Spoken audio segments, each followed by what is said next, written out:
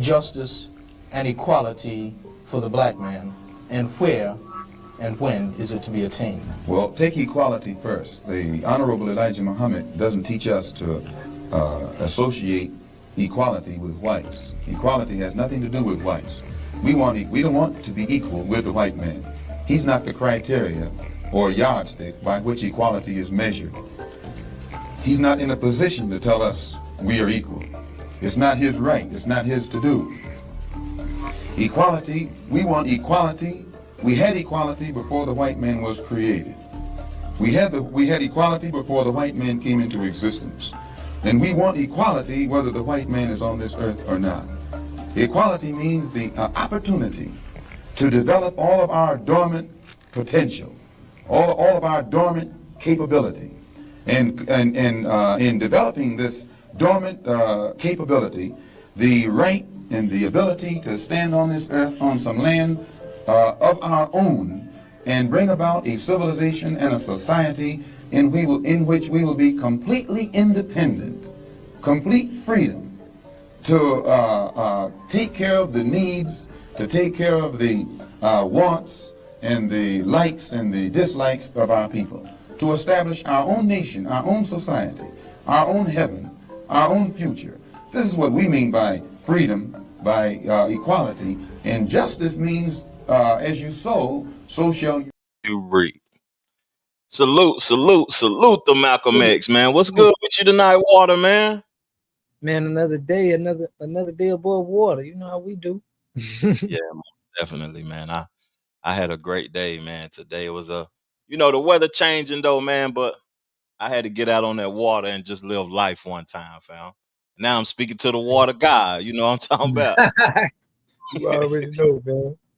Yes, salute to the chat, man. Salute to everybody tapping in, man. You know, we appreciate y'all. Most definitely. Mm-hmm. We got a power pack show for them tonight, Water, man. We got the call-in number for the family too if they want to chop it up with us on some topics of discussion, man. Like I'm excited about the topics that we got, fam. You introduced me to something that Trump trying to get some peace deals going, and some laws changing and all type of stuff going on, man.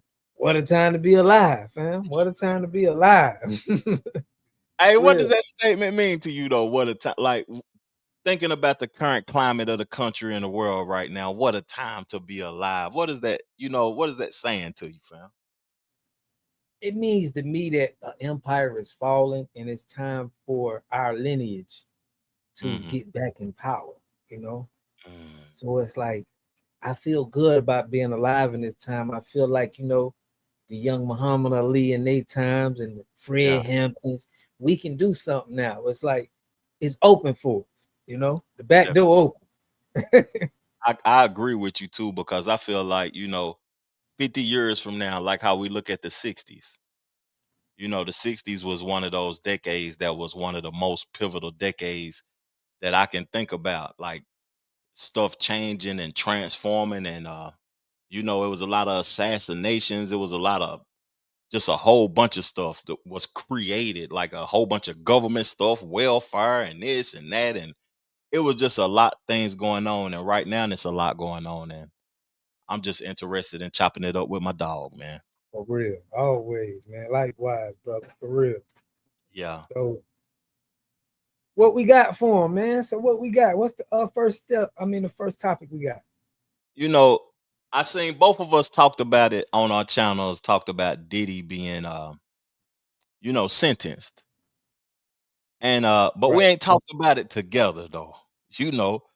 And part of our collaboration, it started around the time when his home was raided. We did a couple of shows when his home was raided, and to me, it was like overblown. People were saying that they're gonna get tapes. Barack might be on a tape. LeBron gonna be on the tape, and this and that. And a lot of assumptions. Jaguar Wright was speaking about all type of stuff, and to see that he just got 4 years.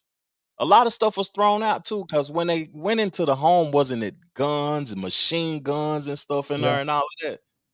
Yeah. Yep, he has some guns in there and stuff, but he got Mm-hmm. that thrown out. But the whole case, the 4 years, I mean, I don't really know the guidelines on what he got sentenced on, but to just look at the other sentences that they give other older white men, it's just, it didn't make sense to me that he got all that time, to Mm-hmm. be honest.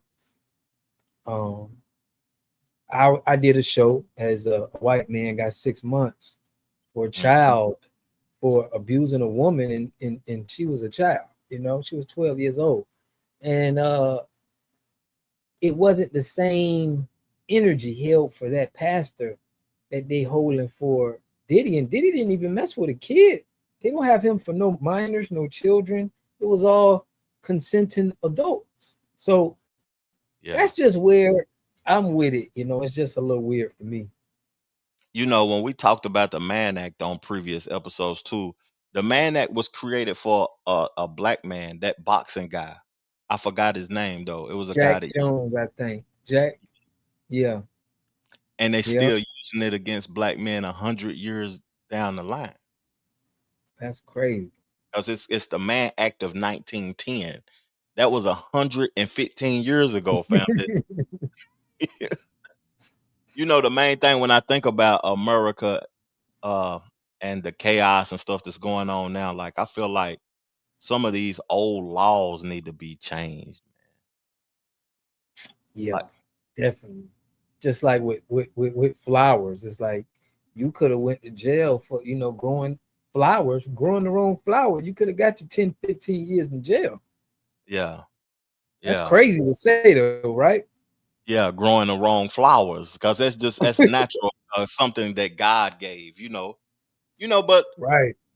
we was just having a conversation about creativity in the back room or whatever, and I was telling you about how ideas and stuff, people lose their life behind ideas and monetizing ideas, and yeah, Things. it's just a lot of foolishness. To me, I thought he got off good with 4 years though, fam. You thought it was a lot. I in comparison to what you talking about, it's a lot. But I thought he Right. got. That's all. I don't know. Like you said, I don't know, how these sentence guidelines is, just when I'm just looking at, and that goes, it's deeper than Diddy. I mean, I can tell you that with all black men. I mean, so I ain't gonna just say it was just this, but I just felt like if Diddy was if he had the protection, if he had the complexion for the protection, I don't think he would have got no time at all. Yeah, yeah. Ah, man. I read the note that Cassie sent to. Oh, somebody left a long paragraph. I read the note that Cassie sent to the judge. Who is this? Is this a bot? Because that's a lot. That's That's a lot probably of a bot. Yeah. yeah. That's a lot of information right there. Like, golly, we don't want to. We apologize. We don't want to even deal with that. That's a lot. But I read the note that Cassie sent to the judge saying that she doesn't feel safe. She doesn't feel like, he should get right out, because she was concerned about him coming home the day he was sentenced. To me, fam, I just want to know your perspective on this. Like, she got paid 20 million, fam, Mm-hmm. and still testified in court. Like,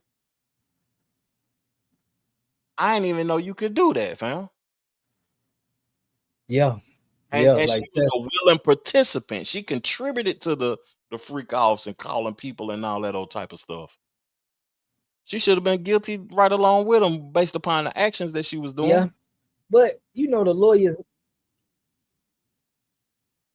right? But the lawyers, their job was to make her look innocent. It's all a sales act to me. They trying to sell for Diddy. They trying to make him look good, and the prosecution trying to sell and make Cassie look like she's an innocent, person. Yeah. So I think everybody bought what they bought, and he got 4 years. You know what I mean? Yeah. Yeah. It was to be honest with you, I don't want to spend too much time on the conversation on it, because at the end of the day, it just looked worse. Like the judicial system, it just made them look more not trustworthy. It made it just look worse and worse and worse. It wasn't a good situation at the end of the day. at all. It didn't look professional. It just looked like a shit show. And I didn't want to cuss, but that's just what it looked like, a shit show, fam. Yeah.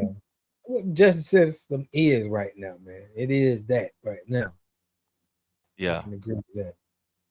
Because we see like Buddy in Jacksonville that he got beat up by the police a couple of months ago. The police didn't even get he ain't getting no money or nothing from that. They closed it out. Ain't nothing happening based upon that. Right. What's going on in Texas with Carmelo? Yeah, so Carmelo, he stabbed I did a video about how Mark Sanchez, he ran down on a Uber driver and got stabbed in the man was had to stab him in his car for him to get him up off of him. Yeah. So I think this opens up the case for Carmelo Anthony because they're thinking like, how do you know when you're in danger? You know, being a black, how can you dictate when somebody feel like they're in danger when somebody coming after? It's like that's a call that, you know, you got to make personally. So I think it's good for his case right now. And I try to bring light of that, you know, and let everybody know that somebody got stabbed for running down on somebody. NFL player, wasn't it? Yeah, the NFL player. Yeah, that was the football guy. And it beat them football players, man. You got to watch for them boys having all that testosterone. You got to, sometimes you got to make an example out of them. You know what I'm saying? Most definitely. Most definitely. That's crazy though. Just the judicial system in general, because you know, if Diddy had the complexion for the connection and the correction, he would have got less. But you know, it's a privilege that he was financially stable the way he is, because if that was just a regular working man, they would have threw him up under the jail, fam. He would have got 50 years. They would have charged him for the guns that was in the house. They'd have charged him for the illegal substances that was in the house. But you know, it is what it is. I want to play one clip from this incident from Suge Knight, even though Suge Knight is a criminal himself. You know, it's a lot of people that reacted, but it was interesting to me hearing him react because he's a CEO himself. And then we can go on to the next topic because I want to hear your take real bad on what Trump is trying to, you know, get this war over with in Israel. So let me play this clip so we can move on forward. Let's go.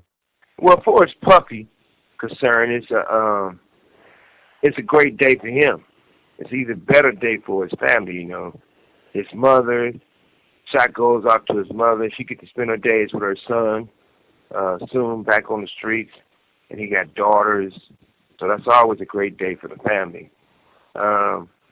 Overall, though, it's not surprising. You know, we do all know one thing, like I said before, Puffy has strong ties with the government, with the feds, and anybody else would have been cooked, done.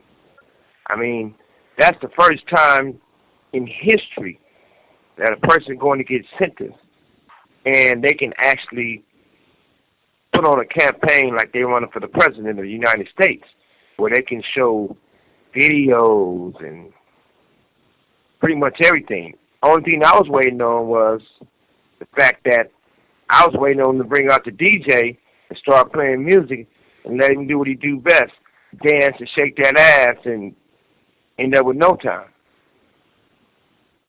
And the other side of it is that, well, the sad side of it is that I couldn't believe that not one of his baby mothers came in to support him or testify. And I was surprised by that because that shows a lot about the character. I know if I was on the stand, if I was up there, at least a few of my baby mamas, at least one for sure, will come have something good to say.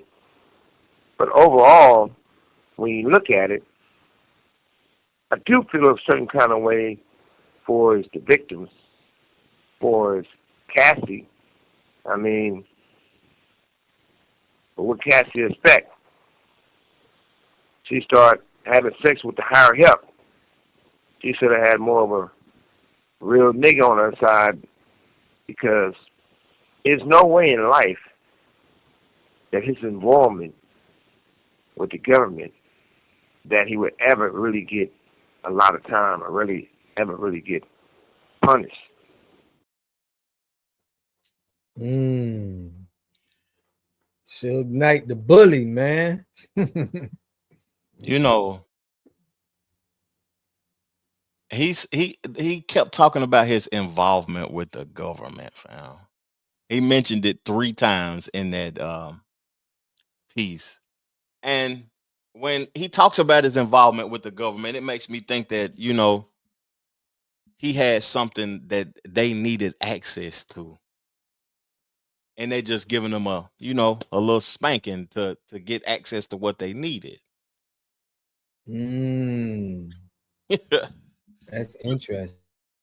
Do you really believe, like, because looking at Diddy's career, the man was, you know, multifaceted, multi-talented, but it got to a point to when he started messing around with Young Miami, he started looking like a junkie to me. Like he wasn't controlling his addictions no more. And, you know, them higher ups probably, you know, this is all an assumption from me anyway. The higher ups probably said, we got to sit this nigga down for a while. He turned into a junkie. I mean, it sounds like that could be the case, but as far as that sentence, I read that he planned to have a kind of like a speaking arrangement somewhere in another state. And the judge, Miami. Yeah, they heard about it, and it was like they felt like it was disrespectful. Like, bro, you feel like you just that strong and powerful that you just gonna go and have speaking arrangements, and we ain't even sentenced you yet, you know? Yeah, that's disrespectful. Keep cooking water. I apologize. Yeah, so that's what I think was a real, like, that may have been the reason why they like, you know what? No, let's give him 50. He just playing with us now. He just feel too comfortable. Give him 50. Yeah. And you know what? For 50 cents. Yeah, they probably threw that in there, jokes at him for 50 cents. Yeah. Oh, like, see. Give him 50. Yeah. 50 Cent hell, 50 Cent hell too, boy, because he always got something to say. Even if a person's when he always kicks somebody when they down. 50 Cent the king of kicking somebody when they down. Or if they dead or whatever, he's still talking crazy about Irv Gotti and all type of people. He kick people when they down. But those 50 months, man, I feel like, you know, that's gonna be light work, man. He might be home around this time next year. And no, he ain't gonna be home around this time next year. He did a year. He got like a year in. Yeah. So he got 30 months, 36 months. You know, 36 months. That's 3 years. Bro, that's time, fam. Look, that is hard time. That is not easy. I mean, at his age too. I mean, okay, you give me a 19, 18-year-old young man. Oh yeah, you walk that down. 40-year-old man. Even a 40-year-old man. But a 55, 60-year-old man doing 3 years is hard, fam. He ain't gonna do 3. He gonna do a year and a half max. And they're gonna let him out. Yeah. They're gonna probably give him probation or something. Yeah. Put him in a halfway house. He gonna get good time and all of that old type of stuff, and he gonna come on home. And I'm gonna be right here creating content around it. Let's move on to the next conversation, fam. Let's move on to the next conversation. Let's read some of Mama Lisa's comments though, because she left a few comments. She said, "Don't give no news conferences. Did he? It is what it is." She said, "I get so mad at Suge Knight every time I think about him because he had the best of the best artists, but he just didn't do right. He did have the best too, though, boy. He had Pac, Snoop, Dre, the Dog Pound. He even had Lisa Left Eye at one point in time. Yeah, he was a monster, man. I mean, as far as Death Row, but I don't see how anybody can get into the music industry and not do people wrong. Like, it's built like that. It started like that. It's, you know what I mean? It's taking advantage of black people. So it's like, how can you change from that? You get what I'm saying? And then for him to get in the music business, he had to hang Vanilla Ice over the dang on balcony in Yeah. Vegas to make him sign the contract over the Ice Ice Baby so he could get the money. You know what I'm saying? Mm-hmm. So it is what it is. AB, what's popping, fam? Salute, man. If you hear anything during the discussion that you want to chop it up about, man, call into the show, man. We handling the business. We about to read and switch the topic and get into Trump because this Middle East news is important. We got to talk about it. Netanyahu, you know what they covered and everything. You know, Water sent me this article of something that happened yesterday in the Middle East, and you want to give me the gist of it before I start reading it, fam, or play Yeah, the so video? yeah, I've been covering a lot of, a lot of the stuff that's been happening on in the Middle East, and a lot of people have been covering how Israel's hold in America as far as money. In America, Americans have been getting upset about sending their money to fund wars. So it's been Trump was seen pulling out Bibi Netanyahu's chair, and he got a lot of flack for that, and he's been looking like he's an employee for this guy instead of like he's a real boss and he's really in control of America. He has a lot of Americans looking like, bro, are you working for them? Is a foreign government in control? So YouTube channels been talking about it. Trump been losing a lot of pull.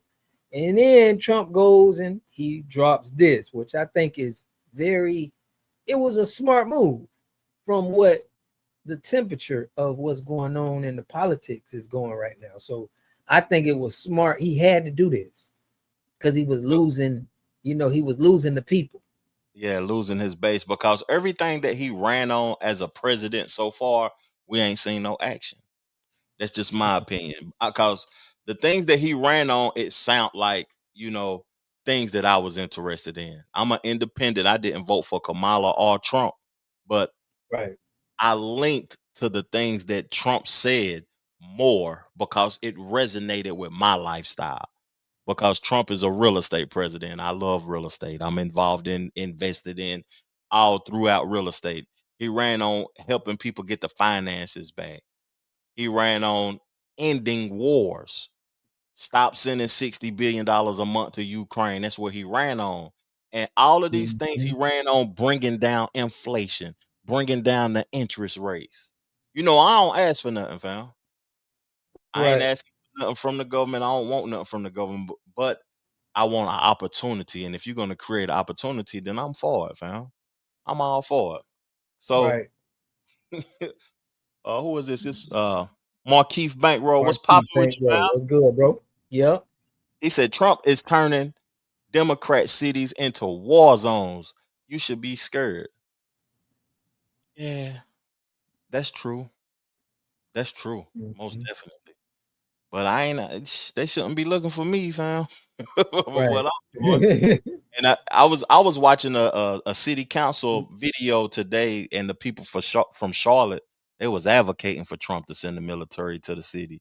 And I don't even think Charlotte like that, man. That ain't even necessary, fam. And they was advocate. Well, not today. It was Friday because they had the city council meeting on a weekday. So So my point is, we see all this white violence that goes on. What would you do if you the president? You know that we got school shootings. Capital crimes in America are dominated by white men. We got family side. That's when somebody actually unalives themselves and the whole family. Leading course of white men. Then we got pedophilia, dealing with children. A leading white men dominate this crime. What would you do? Because we hear a lot of black fatigue. We hear a lot of, black people talking about how bad it is, being dealing with black violence. What is your take on all of this violence and this racial violence thing? And what would you do? And what would your message be to kind of change things up? The first thing I want to address too is that you said that I hear a lot of people talking about black fatigue and black violence. And to be honest with you, when I look on the YouTube streets, I be sick of, you know, people monetizing our culture in a debaucherous way. And the people look like us, fam. Mm-hmm. You know what I'm saying? And it's disrespectful. Me, I really don't have no answer for what to do. But when I look at the laws, because we just got through talking about the laws when we was doing the Diddy topic, you Mm-hmm. know, laws need to be changed and altered in multiple ways. Why they charging Diddy with a law that's 115 years old, the Mann Act? But then, you know what I'm saying, when you have these people doing these things that these Caucasians are doing, shooting these schools and these churches and stuff, man, I ain't for guns. We talked about it on the last episode. I ain't for guns. Right. I hate guns. I feel like it need to be stricter rules and regulations on guns. And if you can trace things back, like how they tracing us with these phones and stuff, put something in them guns then. Well, okay, well, let's look at it like this. People in your city, you saying people in Charlotte, they advocating for the National Guard. advocating for the National Guard to come to the city, right? Mm-hmm. Shout out to Markeith. He just said 2 dead, 14 injured in a Montgomery, Alabama shooting. This just happened today. Probably another Caucasian man shooting up something. So what I'm saying is they'll bring the National Guard for something for us that's, I don't think as serious as what we got going on today. Yeah. You get what I mean? I mean, we got kids being shot up. We got schools being shot up. We got police officers being shot up by white men. Why are we like, what is going on that we got to feel like that something that's happening in the hood is just so dangerous? I'm going to tell you why, you know, I'm for that. What's going on in the hood too. I'm not in Memphis. I'm for the National Guard. I'm for it. I ain't even gonna cap to you. And I'm from Tennessee. I'm for it. Send them there today. Yeah. With the quick, they already there. We're gonna talk about it, and we got video on it though. But you know, when you think about these white incidents, it's a lone gunman. That's the difficulty in it. It's always a lone gunman, and I'm not defending them because, like my brother Eric Mahi, I don't know how to pronounce your last name, so I ain't even gonna try it. Oh yeah, he said I got white fatigue. I man, you know, I do also because they be doing things and they be speaking on us and talking crazy about people that look like us, and I just ain't really for it. I don't like it. But it's when I see those white guys going to schools and churches and stuff, it's a lone gunman. When I see Memphis, it's daily or weekly. Oh, call back in, fam, or I'll call you back. My fault. I'm gonna call you back after I give my take. When I look at Memphis, I talked about Frazier Holmes right last week. 43 murders in the same projects, fam. Okay. Different individuals, though. You know what I'm saying? At different times. It's just crazy, fam. Let me get Eric on, cause I wanna hear his take. We got time to give our takes. Answer the phone, family. Make sure y'all hit that like button for hit that like button. Fam ain't answering the phone. He just called the show now, Eric. What's popping, fam? Hello? Eric, you tapped into WaterGodTV and Trevor Jackson TV. What's popping, fam? Hey, what's going on, my man? Long time no hear from, man. I'm the guy from out in Michigan. Oh, salute, fam. Thank you for tapping back into the show, man. All right, what's happening, man? Hey, your co-host was kind of right. He was saying Mo. What were you saying, man? My last name? Moji. No, your almost people used to say that too, but it's actually Mojay. Mojay. Okay. Yeah, I come from a big family, but everybody call us Mojay. They never called us Mojay. It was always Mojay. What national? I never heard Mojay or or however you pronounce it, fam. What nationality is that, fam? Creole. Creole. Okay. Okay. Louisiana. My pops from Louisiana. Mm-hmm. That's what's up, fam. Yeah, now, man. Hold on, that you said that. That's a great. It's been people have been saying that Creole is actually a black language. Like that's not strictly for Haiti. It's kind of like Louisiana had that. Can you tell us a little more about? Yeah. Well, you know, I don't know much about that myself, man, because my dad was Creole. He did speak the language, but he didn't relay it to us because my mom, she was Black American. But all I know is it derives from Louisiana. Down in Louisiana, it's a lot of Creoles and Cajuns, and I believe it's connected to Haiti. But my dad didn't know as much of his history. You know. Yeah. So but he wasn't from Haiti. No. He actually told me at one point that his grandfather was an escaped slave, and they were from Guinea. His grandfather was from Guinea, Africa. Now, I don't know how they got to Louisiana. I mean, I believe it was when they were being brought over, they escaped, and they escaped to the swamps of Louisiana. That was that's what he told me. Gotcha. And so I guess that kind of gelled in with Creole. Yeah. Hey, I appreciate that education on that though, because I didn't know what, you know what I mean, nationality or lineage the name. And that's our nationality, right? Yeah. Right. What did you hear, family, that we was discussing that you want to touch bases on, fam? We've been on. It was a few things, man, but I know I haven't heard anything too much about the Carmelo Anthony thing.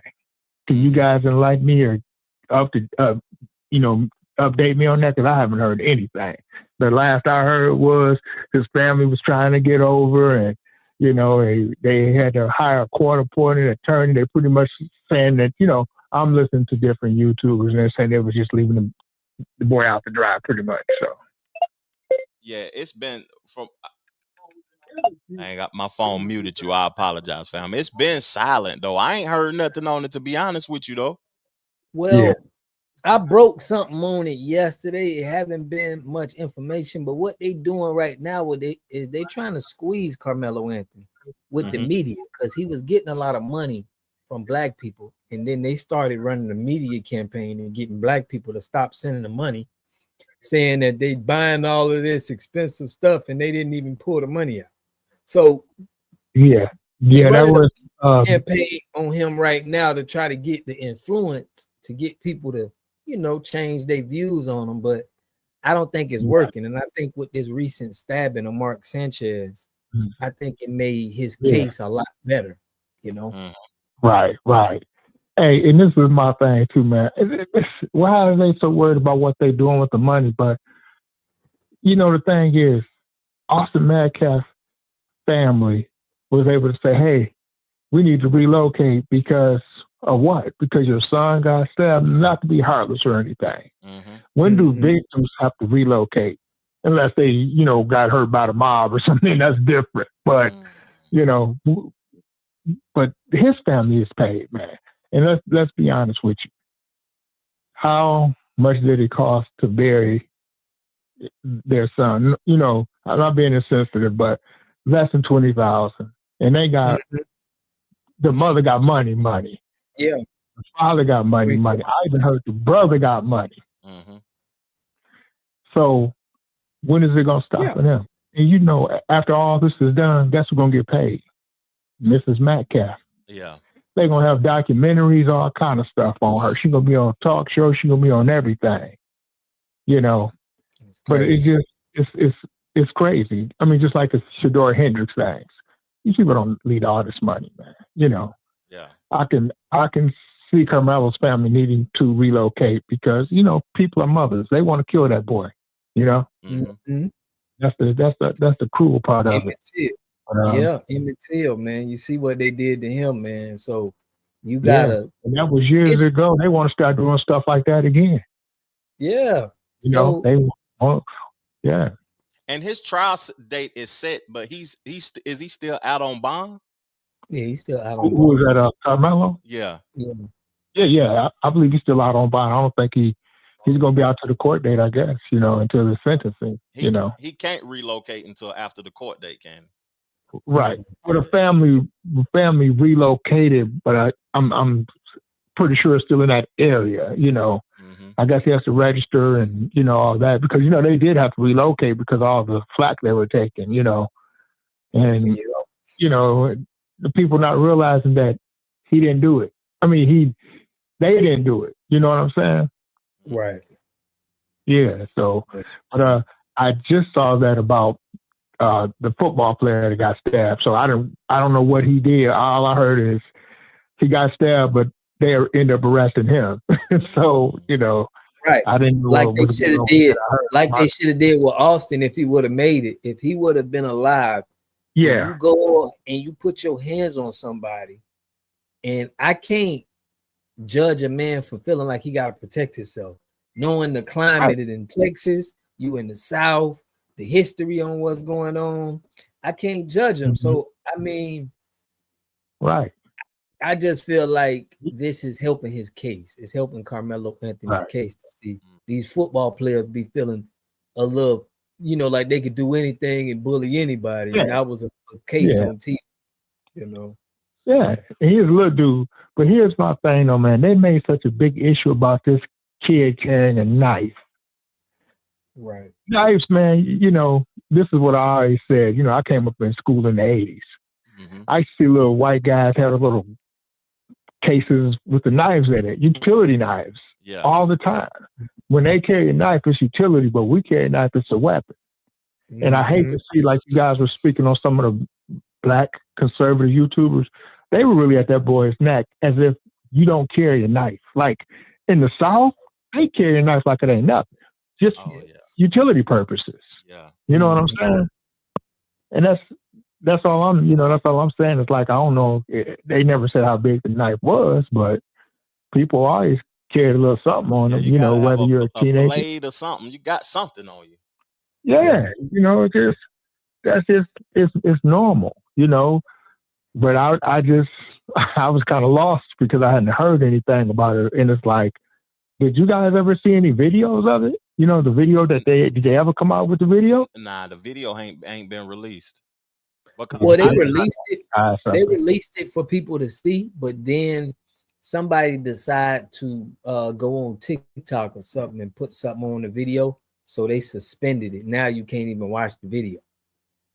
It was they trying to hide something, man. They trying to railroad that man, man. That's the case, because if it was so clear that he did that to that boy, that would have been, you would have never saw the end of it.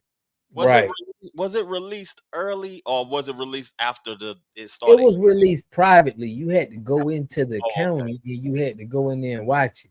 So it wasn't like they were just going to release it on the net. But that tells you something. Look at all the video and other stuff that we see with everybody else. You know what I mean?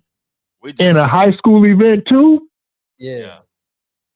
Kids ain't doing nothing but pulling out cameras. They pulling out cameras quicker than me, you, and your guest. I don't know your name. They pulling out cameras quicker than us all together. What's happening, Rob? That's my boy, WaterGod, Rob. Okay. I'm Eric. I'm from out near Detroit, man, and Eric, you know, I know Trevor was inquiring about some more property out here, but I said, man, it ain't even. I mean, you know, you might find something. I don't know. It's kind of tight. I wanted to know your take on something though, Eric.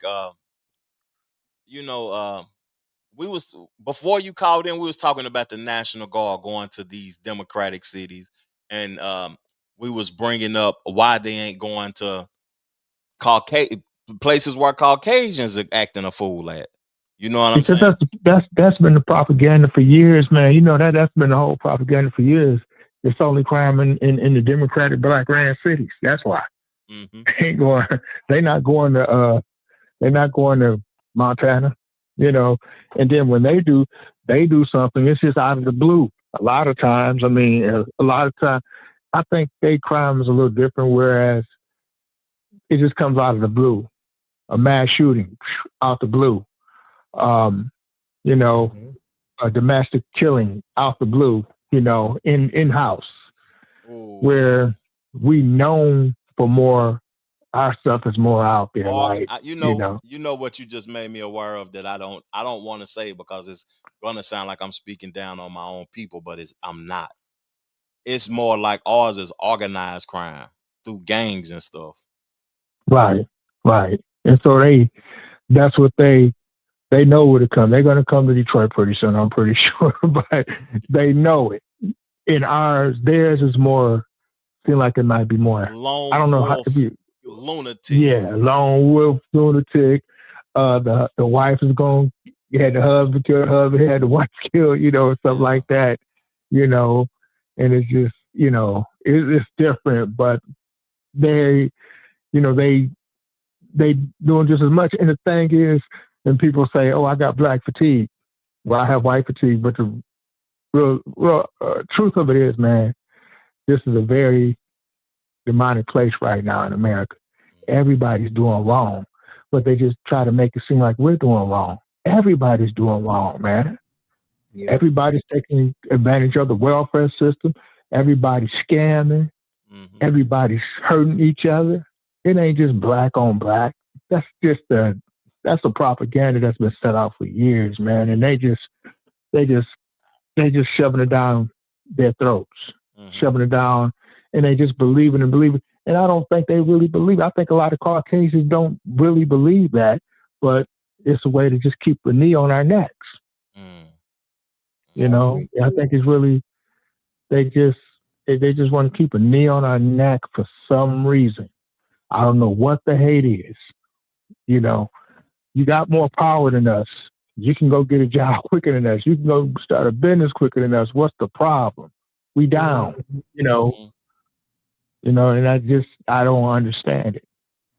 But I don't want to make y'all more, like I don't want to make, make it more like, crazy than it is. But yeah, that's my opinion on it. And, I have nothing about the Israel thing. I can't even grasp what's going on with that one, man. We get ready to get into that, and we got a multitude of topics left. Eric, if you heard anything else you want to discuss while we continuing the show, we'll appreciate it if you call in. Thank you. Thank you for your time and your perspective, my brother. I appreciate it, man. You guys, I'm just gonna sit back and tune in for the rest of the live stream, so I'm cool. Hey, have a pleasant night, family. Thank you. Shout out to Detroit, man. Detroit in the building. Thank you. Yes, sir. Thank you. All right. Yes, sir. What up, though? That's my dog, man. He been calling into all my shows lately when I go live. I ain't been going live that often, but buddy, he call in and support and give his perspective, and salute to the brother though, man.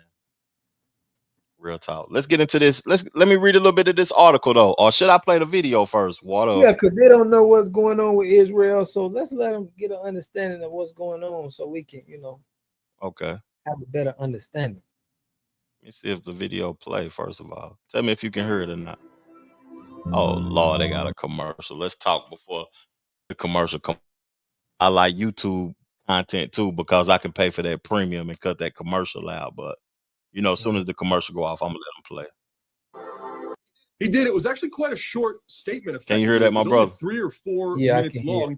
And he basically tried to sell what's unfolding now and what will unfold in the negotiations as nothing short of a major accomplishment, and said Israel is on the cusp of this major accomplishment, but it's still not done yet.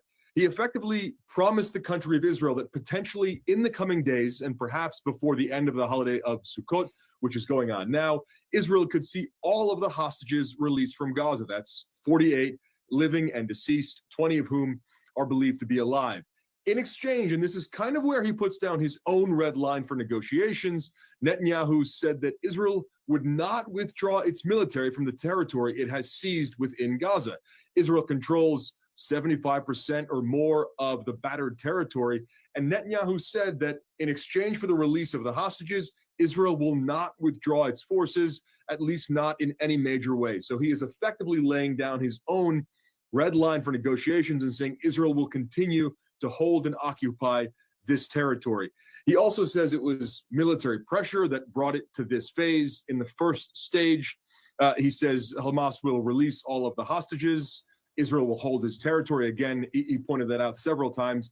And then he said in the second stage of the ceasefire proposal laid out by President Donald Trump, Hamas will be disarmed. And he says that will happen either diplomatically or militarily. He called it the easy way or the hard way. He says that he will not allow these negotiations to go on and that Trump agrees with him. The negotiations have to happen within days and that Trump will not allow these negotiations to be dragged out by Hamas. Netanyahu is trying to push this process forward to wrap it up effectively with the release of the hostages or the end of negotiations and the resumption of the war, it seems, as quickly as possible within a matter of days. In terms of what we're seeing on the streets, it is a Saturday night, and we are seeing a massive protest that's going on right now in Hostages Square in Tel Aviv. There is one big sign there that says it's now or never, so you can see the call from a large majority of Israeli society to get this over the line and for Israel to do what it takes, for Netanyahu to do what it takes to seal this deal that would bring home the remaining hostages and end the war.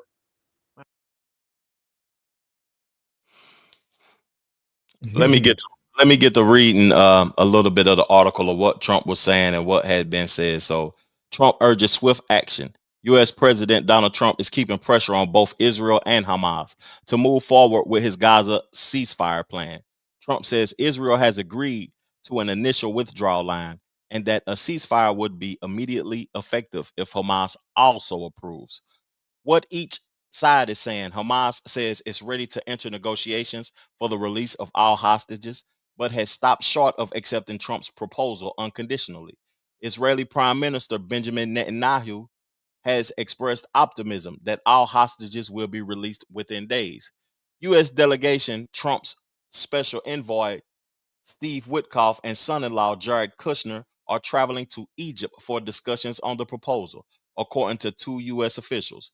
In Gaza, despite Trump's assertion that Israel had temporarily stopped bombing the enclave, dozens of people were killed Saturday in Israeli strikes, according to the information from Gaza's hospital. I'm gonna read this too, but let's converse for a minute though. Water. Right. So our people, I mean, on our channel, we know about, the bombings and the war. A lot of people don't know about that, but like the Tulsa, Oklahoma, Rosewood, North Carolina, where you at, there was some black towns that got burnt down. And all of them had the same similarities. It was a white woman falsely accusing a black man or something. And then the whole town just got burnt down. Mm-hmm. So what this kind of relates, I mean, how we looking at this is, we was getting our towns burnt down from 1919 all the way. I think the last town that got burnt down was in the 30s. So from 1919 before that too.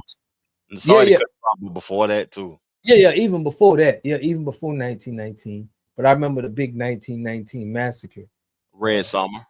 The Red Summer. And we had Tulsa, we had Rosewood, we had North Carolina. We had, around this time, it was about, I think, close to about 100 cities. 100 more cities, give or take, that pretty much is no longer there to this day. I mean, Rosewood is still there. So what do you think about this today? How does this relate to what we experience, to what they're experiencing over there in Hamas? I don't know the land location, the ownership, but when I think about real estate, because I went to school for real estate learning, and my mind always go to who monetized the land, who chose to say that this is mine. You know what I'm saying? And this piece of land is mine. And if you don't want to come off of this piece of land, it's war for it. And I don't know if this is these people's original land, but I know that Israel is trying to take over that whole strip and monetize that strip, and they just taking it, fam. And America is helping with reinforcing it, and they just using the same methods that, you know what I'm saying, America used to steal land and take land from and hurt black communities and all type of stuff like this. But this ain't no community. This is a whole, like a countryside, ain't it? Yeah. Yeah, they're trying to remove them or make them assimilate with them. Right. So and they ain't even the original people of that land. Them are see, you gonna have me. I'm saying saying this, and this is what I'd be saying. If we would have handled this problem back then in the 20s, because this is the kind of stuff that they was doing. See, and it's like now we still got this kind of stuff going on. It's land grab. It's been going on forever. But it's more hidden now. They don't see it as like, if you think of what happened to Black Wall Street in our town that got burnt down, people just think it was just some gang violence. It was a mob. It wasn't like it was a strategic event. Just like we're not saying that with Hamas. It was like, oh, somebody attacked us and we just went overboard. You get what I'm saying? Yeah. So the Native Americans and everything got their land took though, fam, and got resorts for it. Yeah, and I think a lot of that is disingenuous because it was a lot of fake Indians, man. I mean, I don't think all of them Indians was 100%. I think the migration game is crazy. See, the white people gave away 2 billion. This is from Claude Anderson. He said they gave away 2 billion acres of land here in America. And they said the wealth of this nation is going to be in the land. So if you ain't giving black people no land, but you got people coming over here from Irish, you got them coming over here from, Europe. Yeah. And you got the Homestead Act and you're just giving them land. You just giving them land. To this day? Not to this day, though. Not to this day, but I mean, they gave away 2 billion acres of land to Caucasians only. To the English people. Right, to white people. That's who got the land. And that's how the wealth, was really put in on their people. Because when you look like her in North Carolina, when I look at the names of cities and streets and things, it's kind of spooky because it's a lot of England, UK type names. The Queen Charlotte, Queen City. You know what I'm saying? Going all the way up the coast, all of that stuff is named after what is that? Plymouth Rock and all of that old type of stuff. New England, Boston. Yeah. You know what I'm saying? It's just a lot of things that's named after New those. York. Yeah. New York, yeah. To me, to be honest with you, the only solution I see is physically taking stuff, fam. I don't, if you ain't gonna go to war for it, you can't even care about it, to be honest with you. Because that's how they occupy and take their things. I don't think it's out intellectually, you know what I'm saying, out intellecting people. I think it's physical behavior. You gotta out muscle them. Yeah, I mean, violent. I mean, listen, I'm for, we don't need to be really going at it with nobody, but we understand in our community that violence is the only thing that gets you respected. If people know you ain't go bust a grape with a sledgehammer, what's the point? What's the point of me even, you know what I'm saying? Even listening to you, you know what I'm saying? That's why, like, sometimes I'm too short and sweet with the answer, fam, when it comes to conversing about war and stuff. The main thing that I hate, I'm too short and sweet. I really can't make it a full-length conversation because at the end of the day, that's it's something just we got to do on a whole nother platform. Yeah. it's really not it's not a discussion, it's an action. That's what these people that be into politics be talking about, like the Brandon Tatums, and we was looking at Buddy live last week. You was playing this live. What's his name? Myron Gaines. They talking about all of that on their platforms and things, but I really don't think it's a discussion. It's just an action. Yeah. You To be can't honest, really talk. Yeah, once you get fed up, or once you know that somebody done took it value, it's like, you know, they done took your people's stuff. It's like, right, at some point you're gonna have to stand on business. I mean, whether yeah, you like it or not, you know. Just, yeah, but it's let's read Markeith's comments yeah, right quick. He said Trump warns of massive bloodshed. Hamas fails to agree to peace deal. Move fast ASAP. Yeah, because you know, I feel like the military got weapons that we don't know nothing about. The citizens of America right now has been too caught up in people are lost in the South still with iPhones, fam. That's still the technology that people are concerned about. I feel like the US military got stuff that scare the daylight out of folks, just like how you showed me those lasers last week. right. No, people got to be knowing what's going on, because a lot of these dudes walk around here with these magazines and these Dracos, and they thinking that, you know what I'm saying, you tough, bro. And it's like, bro, they got some stuff out here right now that you wouldn't even want to have it. That'll Man, you put and you at a disadvantage, because they got stuff that's, you know, it's unlimited rounds. It's zapping you. It's a laser. You know, they using this. You know, they yeah, got it right now, bro. A laser, and this is allegedly with that. And I don't even like saying his name because they be making my don't say channel it. Man. yellow. I Don't ain't say gonna it. say his name, right? But they are saying right now, CK, they saying right now that Mhm. whatever hit that boy and they didn't see no blood come out, it wasn't a bullet. Now, this is allegedly. They're saying that it had to Yeah. be something else, because if you would have hit him for the front, you would have seen it. They Mhm. broke the video. I think I did that on one of my lives. I broke the video down and showed what the specialist guy was saying, like what could have happened. Yeah. And it don't look like nothing that's going. You Yeah. wet somebody up, you see a mess. You get what I'm saying? Boom, Mhm. boom. We seen JFK get shot. We seen a piece of his head. Was like, Yeah. Yeah. And that was from a distance too. that was from a Yeah. distance. You knocking off something. A 36, bro, a 0306 is knocking off something. It's not, you ain't just getting shot and punctured through. You seeing a mess.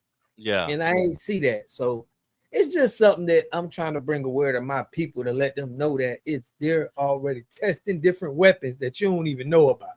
And that's what, you know, to me, my concern about these wars, water and them funding the wars, is that if what Trump ran on is getting his people back thriving, if Right. that's his real concern, and he's standing on business with this Hamas and Israel thing, then make sure that you end it, fam, or try your best to set an example for other countries. If y'all want to go to war, you know what I'm saying? This is what's going to happen to you. We're going to end it fast, because we ain't got time for this. We got business to handle, things that we got to work on, and get our country back to relevance, because we got millions of homeless people now.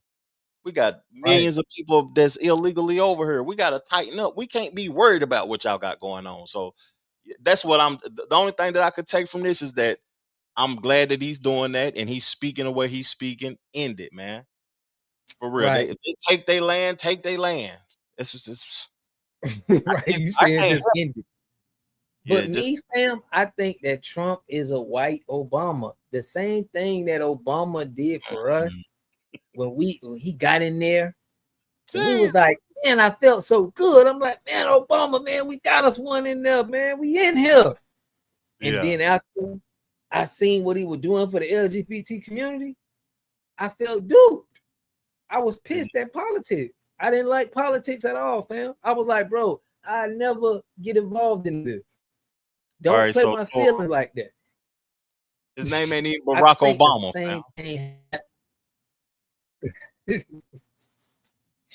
I think the same thing happened, fam, to Trump and the Caucasian crowd. I think he just played them. Like, they looking like, damn, you still finna send all this money to this other I thought it was make us great again. Yeah. They feeling duped. You know, in my opinion, that's just what I feel.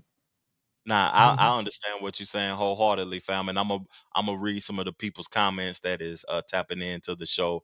And I like your take. I want to address your take after I read these individuals' comments. Governor Gavin Newsom Trump administration has deployed California National Guard troops to Oregon.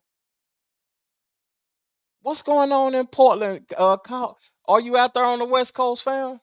Markeith, call into the show and educate us, man, on what you talking about. Because I've been hearing about what's going on in Portland, but I ain't been tapped in, man. It's so much stuff going on, water. I can't keep up with everything.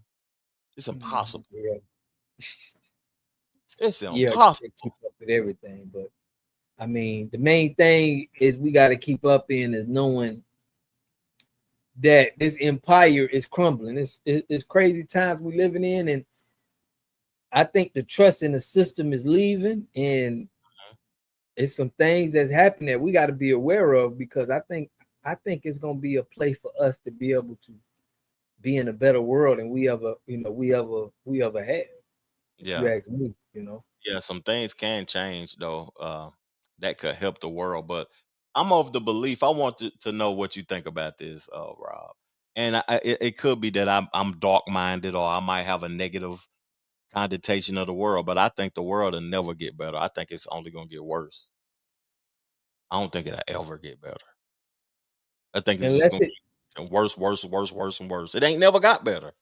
Right, unless we have to, everything gotta get so bad that where everything is not. That's when I think it's gonna be time for us to rise, and it's getting to that point, man. The only time. I'm sorry for keep going, fam. I've got excited. I said the debt going extremely high. It's just something gonna have to give. Something gonna have to give. The only time I seen the world get better was when COVID initially hit. It was beautiful outside. People were scared to go outside. It was complete silence. Wasn't nobody out. Folks wasn't at work. The world, it just seemed like, I don't know, it was a peaceful, beautiful time when COVID first hit. And it's sad to say though, but a lot of deaths and stuff was happening, but it was sad to say. Let me read the comments, fam, because we getting behind a little bit. Brothers, we are living in very interesting times. Salute to my dog, Gary, man. I would love to hear your voice, Gary, and how you educate us with whatever is on your mind. You the OG of the show, man, and we appreciate hearing your voice every single time you call in. And Mama Lisa agreed with Gary. She also said you showed us the video. And Markeith said a lot of immigrants out there, bro. Yeah, they own the West Coast, them immigrants.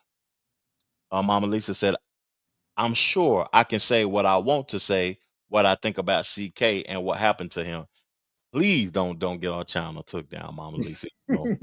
Hey, you can say what you want to say, but you know how they play now. They're gonna try to get rid of us on this thing, man. I'm trying to take that pay. A lot of immigrants is out in Minnesota too. They'll try to take the pay water, but they'll try to take our channels down, fam. Channel, right? It's based upon stuff that we said.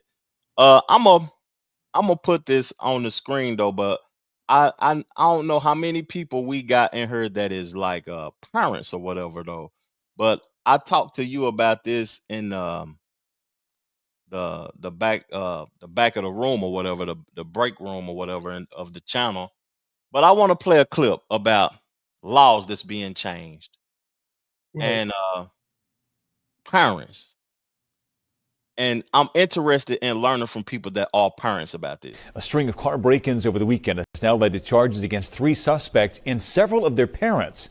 Police in Gloucester City arrested a 16, 17, and 19-year-old over their alleged involvement in a series of burglaries early Sunday morning. But when police charged the teens, prosecutors opted to also hold their parents to account, accusing them of failing to supervise their children. New Jersey correspondent Trish Hartman has the details tonight. 3 arrests were made after the alleged thefts from vehicles, but the parents...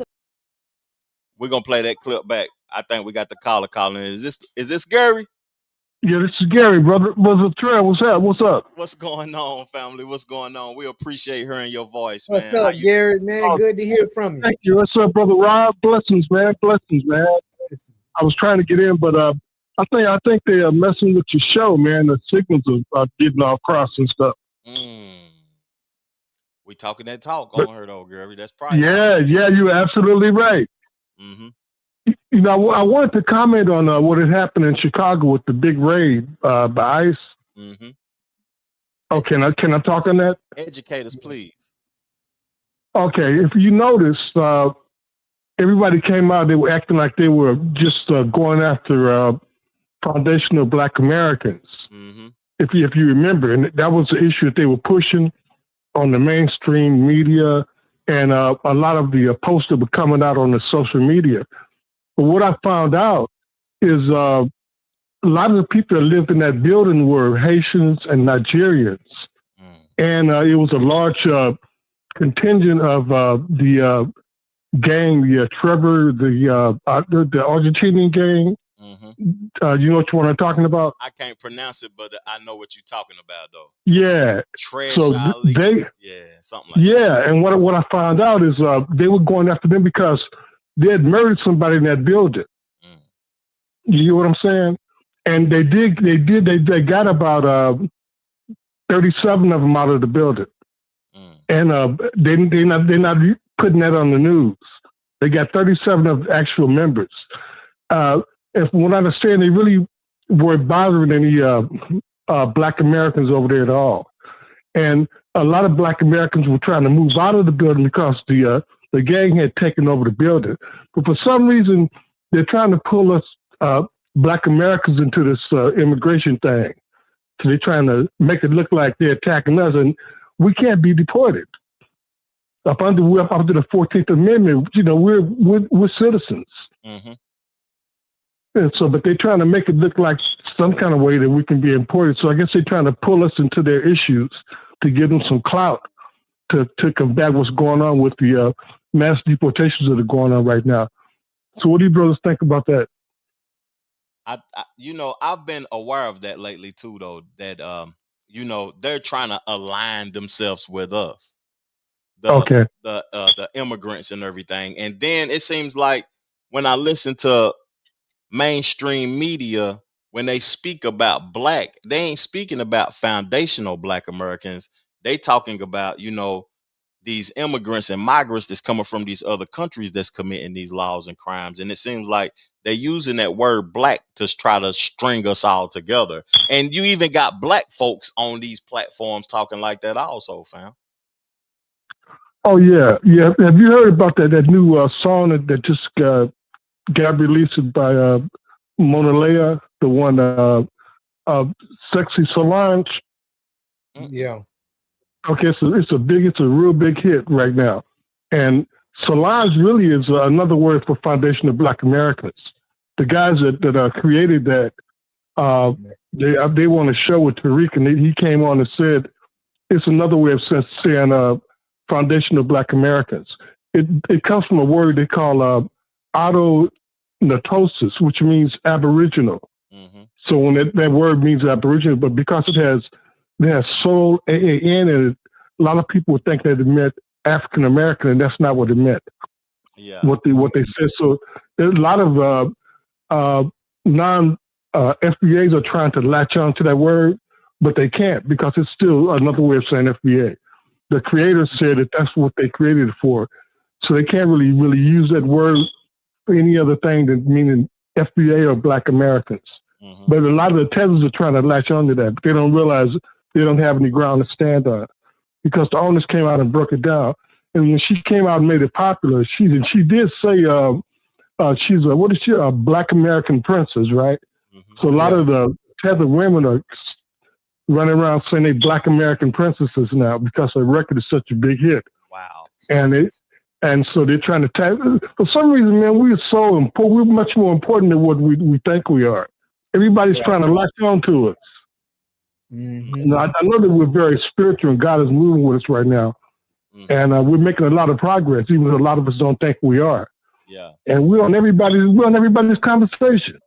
Everybody's talking about Black Americans all over the world. And, well, they've been communists, but we're so spiritual, man. And I guess a lot of people, we're so down to earth and real, I guess, because we're God's people, mm-hmm. And He's looking out for us, and we overcome all of the battles and stuff, and we still come out on top.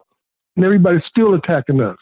And we're still coming out on top. You know what's crazy, Gary? I don't mean to cut you off or whatever, though, but I think we kind of to the point where we we too nice and too spiritual and too humble at the end of the day. I don't want to promote where my mind is taking me on the YouTube channel though, but you know, sometimes I feel like we too nice, man, and we using our frustration. Some of us, I don't want to say all of us because I don't want to promote that. Some of us are using our frustration out on each other instead of using our frustration out on something that could benefit us all. Yeah, I agree with you right there. But most of us are, and it doesn't, a lot of us are on code right now, which is, I don't know if you guys really know that, but it doesn't take a majority of us to be on code. Yeah. Right. As a matter of fact, if you look back, yeah, there's a quote that says, one man of courage is a majority. Mm-hmm. It does not take that many of us to move the needle in a positive way for us. And I agree with you, right? We've been overly nice to everybody. That's why they've been able to come in here and try to cosplay us and act like they're us when they're not. You know, you take the governor up there in Maryland, a Jamaican guy, and he was the one, he voted down the reparations bill in Maryland. I know. He overrode it. And he's, from what I understand, he has a Jamaican background. Yeah. So he's not a full-blooded Black American. He's not full-blooded FBA. He might be mixed, half-blooded or something like that. But his allegiance is to Jamaica. I remember I did a video on him, and you commented on that video. Westmore. Westmore. Yeah, Westmore. Yeah. Westmore. Yeah, but see, the real issue too is that I think the government is behind this. I'm not saying that. I feel like they're playing this because when we see these same people in the politicians, it should be FBA running through that, politicians 100. Look at this Cash Patel guy we got. How can we have people defending the country that got allegiance to other countries? It make no sense. You can't even be in politics if you ain't born and you wasn't of this land. It don't make no sense. You get what I'm saying? Yeah. I got you. Look at Ilhan Omar, the chick from Somalia, right? They going after, they get ready to try to deport her, right? She's a congresswoman from Minnesota, right? She's Somalian. She was born in Somalia. Now she's coming out and saying she's Black American. She's trying to get Black American support. I'm like, look at this. Everybody's trying to hide behind us. Yeah. Now they're talking about deporting her. She said, well, I'm Black. I'm Black American. So she's trying to get the Black American support.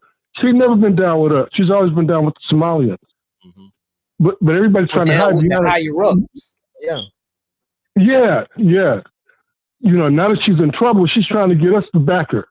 Gary, I got something to ask you though. When did this seems like it's fairly new, because I remember at one point in time you had to serve in the military to be the president.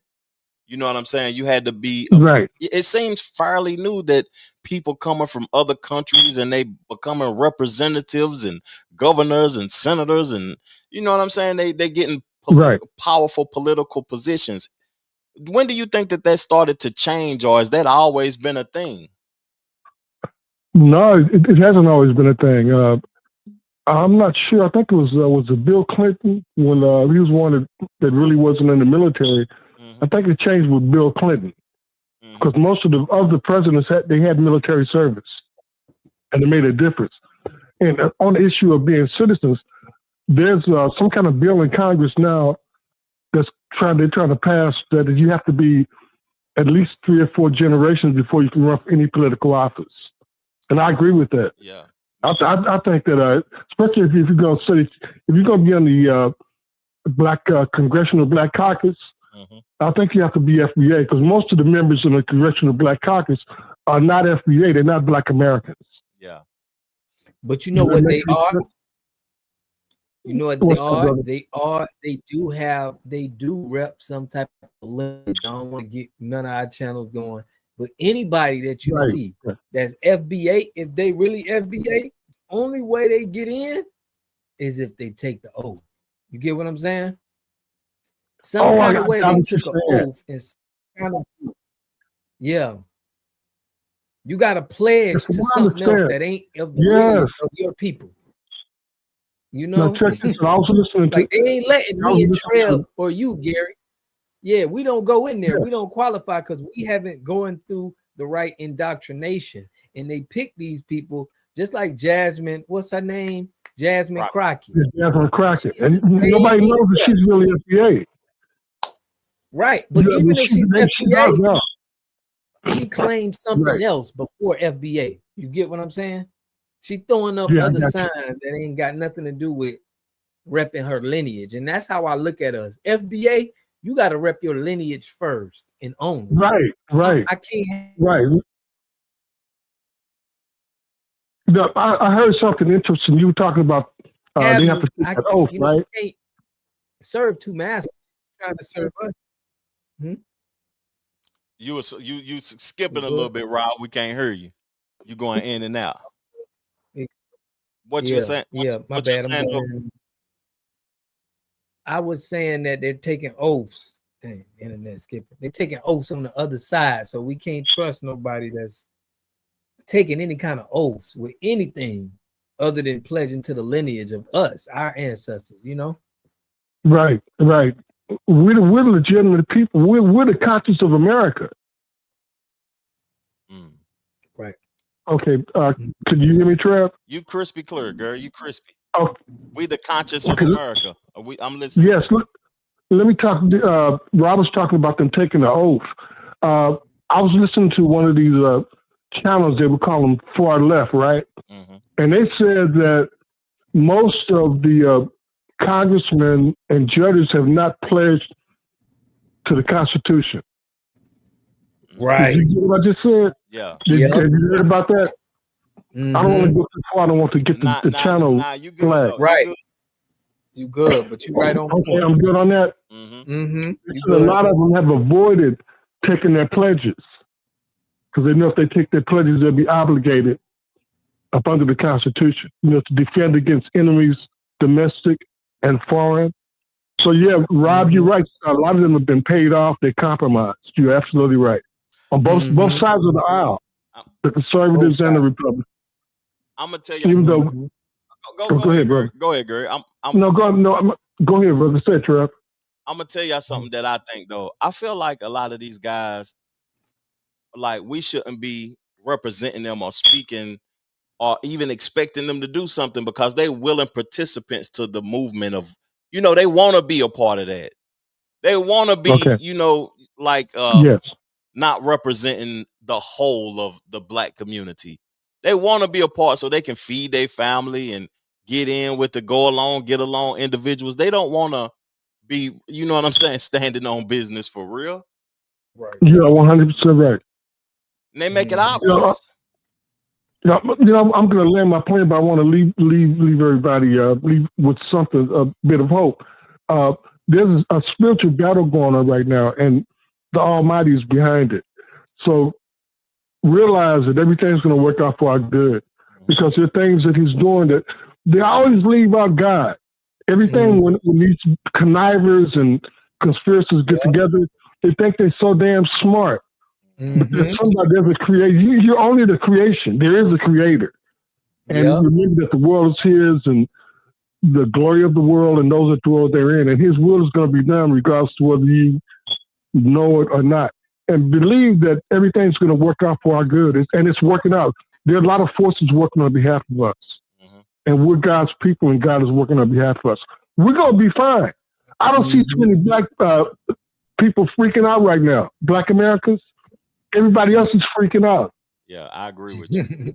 And we cool. So just remember that everything's going to be all right for us. And I'm going to land my plane again. Thank you, brothers, for letting me come on, okay? And good to see always, man. We'll appreciate you, brother.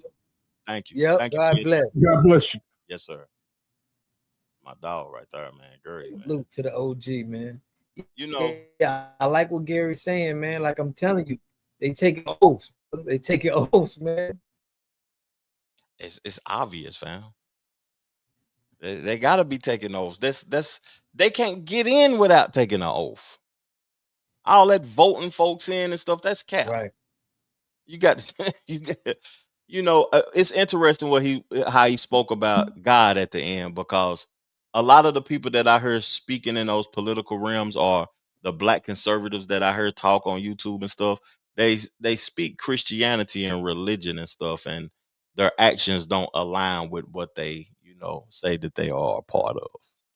That's what I wanted to say. Right. Let's get back into the conversation we was about to have though, because laws is changing. We talking about certain things that I feel like need to be altered with laws and stuff. And we may have some parents watching, and I want to know y'all perspective on this in the comment section. I want y'all to call in on this topic at hand. Rob, I want to know your perspective about parents being held accountable for their children's actions. A string of car break-ins over the weekend has now led to charges against 3 suspects and several of their parents. Police in Gloucester City arrested 16, 17, and 19-year-old over their alleged involvement in a series of burglaries early Sunday morning. But when police charged the teens, prosecutors opted to also hold their parents to account, accusing them of failing to supervise their children. New Jersey correspondent Trish Hartman has the details tonight. 3 arrests were made after the alleged thefts from vehicles, but the parents of the juvenile suspects were also charged. Police say it's an effort they've been using for quite some time to cut down on juvenile crime. It was early Sunday morning, around 1:30. Surveillance video shows 3 people walking near vehicles in the Highland Park section of Gloucester City. Police say it was these 3 who were arrested a short time later for breaking into cars and stealing things. You can see one trying to access cars in a driveway across the street, running from the house when a light goes on. Denise Glassman says her son-in-law's car was hit, left unlocked on Saturday evening. That's when he called the police and found out that they had got his car along with all the other cars on the street. She says credit cards were stolen out of it, and his bike was also stolen out of the driveway. His kids were upset. My grandchildren are very scared now that there's going to be somebody coming to take their things. Police say several vehicles were burglarized over the weekend. 3 suspects were taken into custody. 2 juveniles from Camden, 16 and 17 years old, and 19-year-old Wesley Hunter from Cherry Hill. Hunter had outstanding warrants and was turned over to Camden County Police. The juveniles were released to their parents, who were also charged with failure to supervise their child. If somebody came to my house and said my kids did something wrong, I would take responsibility. Absolutely. These parents need to take responsibility. The police chief says the charge typically involves an appearance in municipal court and likely a fine. Folks in the neighborhood say they're relieved to hear about the arrest, but are still taking precautions. So between the dogs and the Ring camera, we just watch out for each other. It's a small little neighborhood that we live in, and that's what we do. Police are asking people to be vigilant. They're also asking people to check their vehicles for signs of burglary. Detectives have some recovered stolen items that they would like to get back to their rightful owners. Reporting in Gloucester City, New Jersey, Trish Hartman, Channel 6, Action News. We got a caller calling into the show, Water. Let's get it. You tapped into WaterGodTV and Trevor Jackson TV. What's popping? Hello? Hello, this is Mama Lisa. Hey, Mama Lisa. Hey, WaterGod TV. No, we love you now. I love y'all too. I really do. Right. Okay. I'm gonna hang on the line. I think you got your Can you turn your TV down in the background, Mama Lisa? That's what I'm saying. I'm watching the phone pop in there watching a football game. So I'm just gonna move into the other room and leave my phone in the other room. Thank you. Now, is that better? Yeah, you said. What have we been talking about? What have we been talking about you want to touch bases on, Mama Lisa? Am I on the line? Can you hear me? Most definitely. Yep, we can hear you. How y'all doing? Now, I was calling, that's Trev. That's your name, Trev? Yeah. Okay, I love you boys. I do. I really do. Y'all know I was waiting on this here. I thought she was going to come online last night, and I fell asleep and fell asleep. Anywho, I took a nap today. I said, oh, Lord, I hope I didn't miss them. I got so much. I can't figure out which one but I would never say nothing to mess this channel up because I love it over here. And I know better than that. You know what I'm saying? Right. Anywho. We know. Yeah, you know, my talking and carrying on, but I ain't crazy now. I know what I ain't going to say. But anywho, like the man said, I think it was Treya. We just too nice. It's time for us to be like them nice nasty.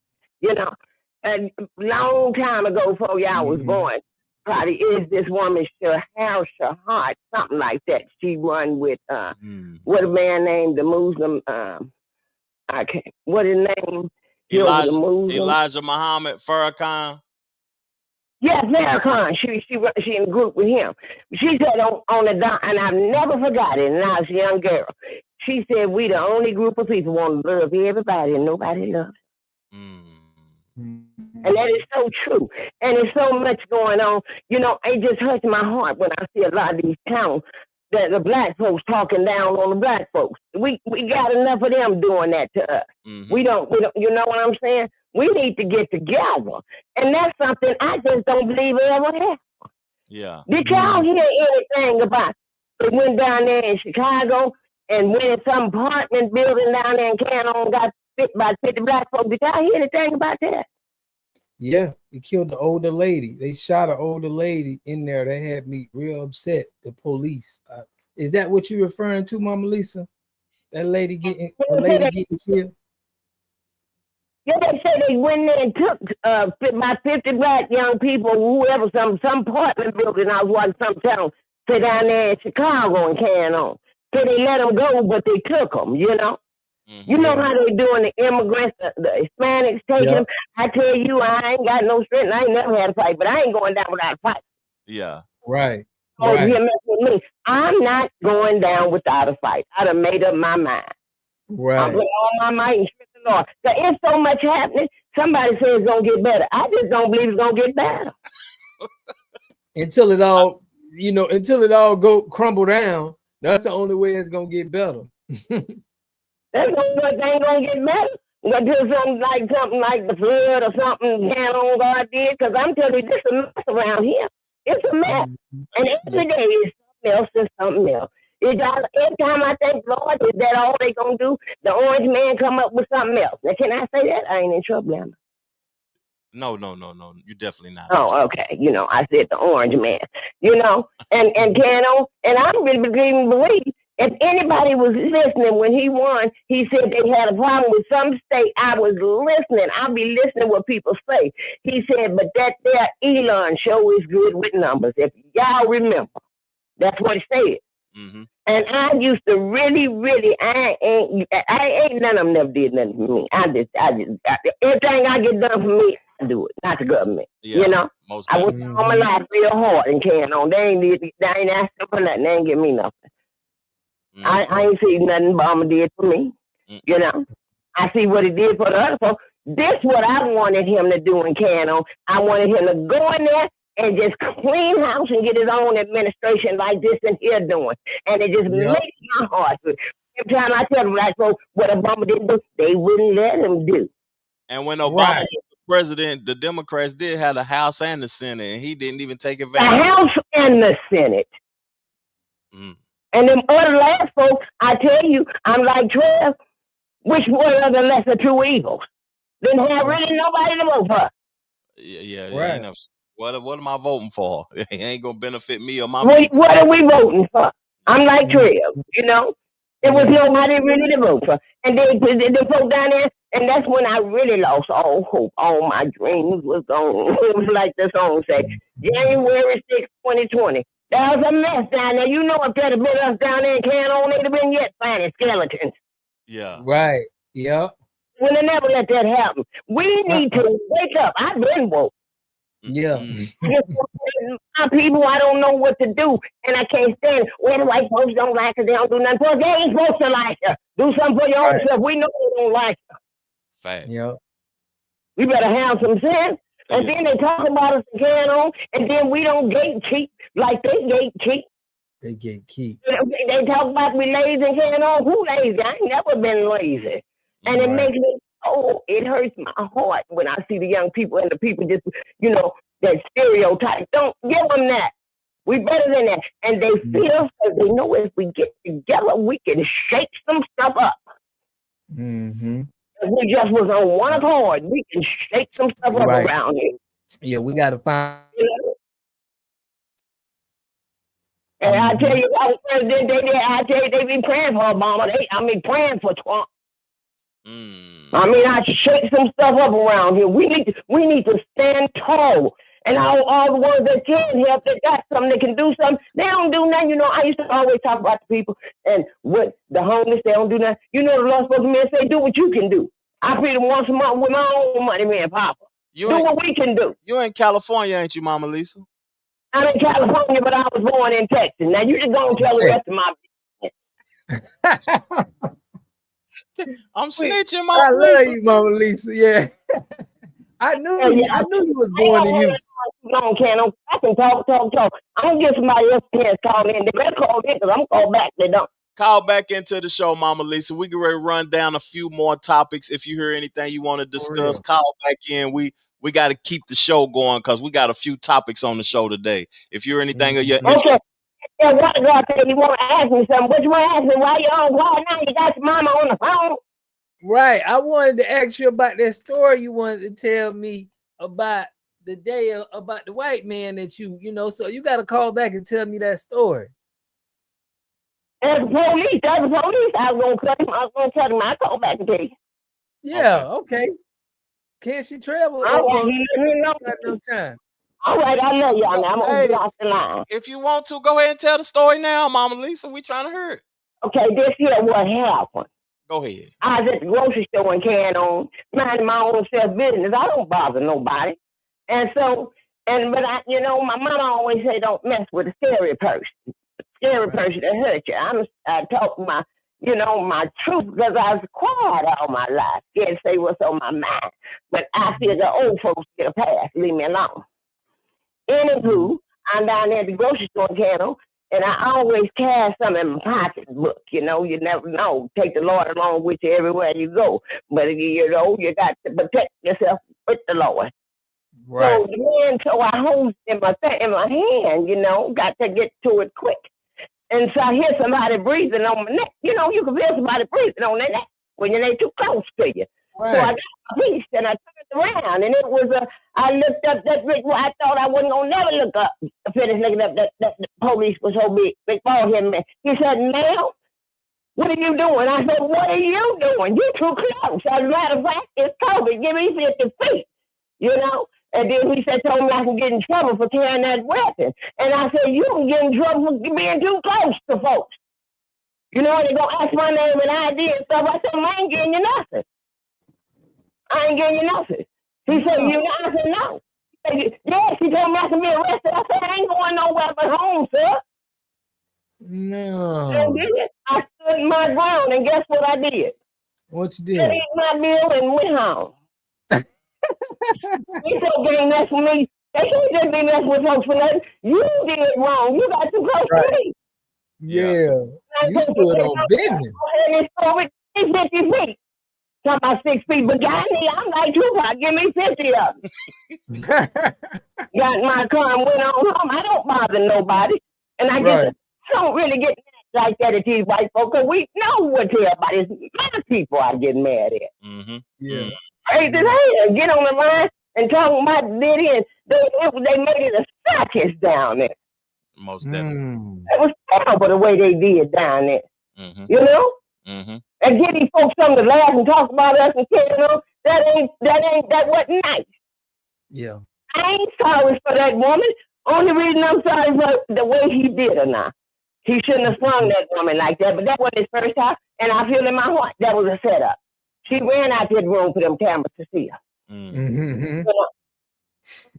Got plenty of money. And I hear the people say that she went to help. And they just made me mad when they hear the newscaster. Well, hopefully she don't go in labor. When she had to testify. She didn't have to stay down there. She on that stage. Set the tail down. Yeah. Right. Well, Mama Lisa, we appreciate the story. I appreciate that story, Mama. Let us keep giving it to I do. Because I stand on business. I don't bother nobody. I ain't no criminal. Leave me alone. I'm just minding my own business. I got looked at me like he would. If I could read his thoughts, he said this would have said, "No, this N-word didn't." Yes, she did. Yeah. Mm-hmm. When you know you ain't doing nothing wrong, I ain't in that. When you know you ain't doing nothing wrong, no. Mm-hmm. These people think they got some kind of power and privilege over us. You ain't got nothing over me. Yeah. Right. We need that energy, Mama Lisa. We need that energy. You stood on business. But you know what? We got to be like Tupac say way back in the day. You got to be respectful when you put them in check. Mm-hmm. That's facts. Straight up. I ain't gonna never bring attention to myself. I'm respectful when I put them in check, and they don't like that. Most definitely. I put out some college work. You know, I went to college too. I get to talking to they get to looking at me like I ain't supposed to know what I'm talking about. Devil is lie. Yeah, you know how to articulate yourself without violence. That's what they don't like. That's knowing important. What they don't like. People don't like when you know how to speak and articulate yourself and ain't no feelings and emotions involved. Well, Mama Lisa, let us get the conversation back going till we get ready to bring. Love you, Mama Lisa. Love you. Okay, I love you too. I'm gonna put something there in that super chat. Yeah. Thank you for your time, Mom. All right, love you. Love you too. Love you. Mama Lisa, hey, she get the going, boy, and get the cooking. Boy. I remember Mama Lisa Back now. in her day, boy, you couldn't play with Mama Lisa. You see, you heard the story now. She ain't bowing down to nobody like Tupac. You know, we done try to get that conversation up twice. We're gonna have to go ahead and skip that conversation, fam. About the parents taking responsibility for the kids. No, let's bring that up. No, because I told you something about that. I said I agree with it. I feel like if you got your kid out here acting the ass fool, and it goes for them kids shooting up them damn schools too. If your kid go out here and shooting up a school, churches, especially black people, you need to go to jail. Yeah. Yeah, You most know what I'm definitely. saying? Yeah. They go out here and shoot up a black church. You need to go down with that too. Yeah. Where they get the gun from? Right. Where they get the ideology from to dislike people that they don't even know nothing about? Yeah, that is true. That's interesting though. I don't got kids though, but I feel like and all the people I know that do got kids, they ain't nothing but a reflection of themselves. That's just, am I wrong in that water? Because I don't got kids. I'm most times kids are a reflection of who you are. Of their parents. I don't know how I feel about that law. I don't know how the people in the chat feel about that law or the people that's watching the show feel about them changing laws to where the parents would have to do the time for the kids' actions.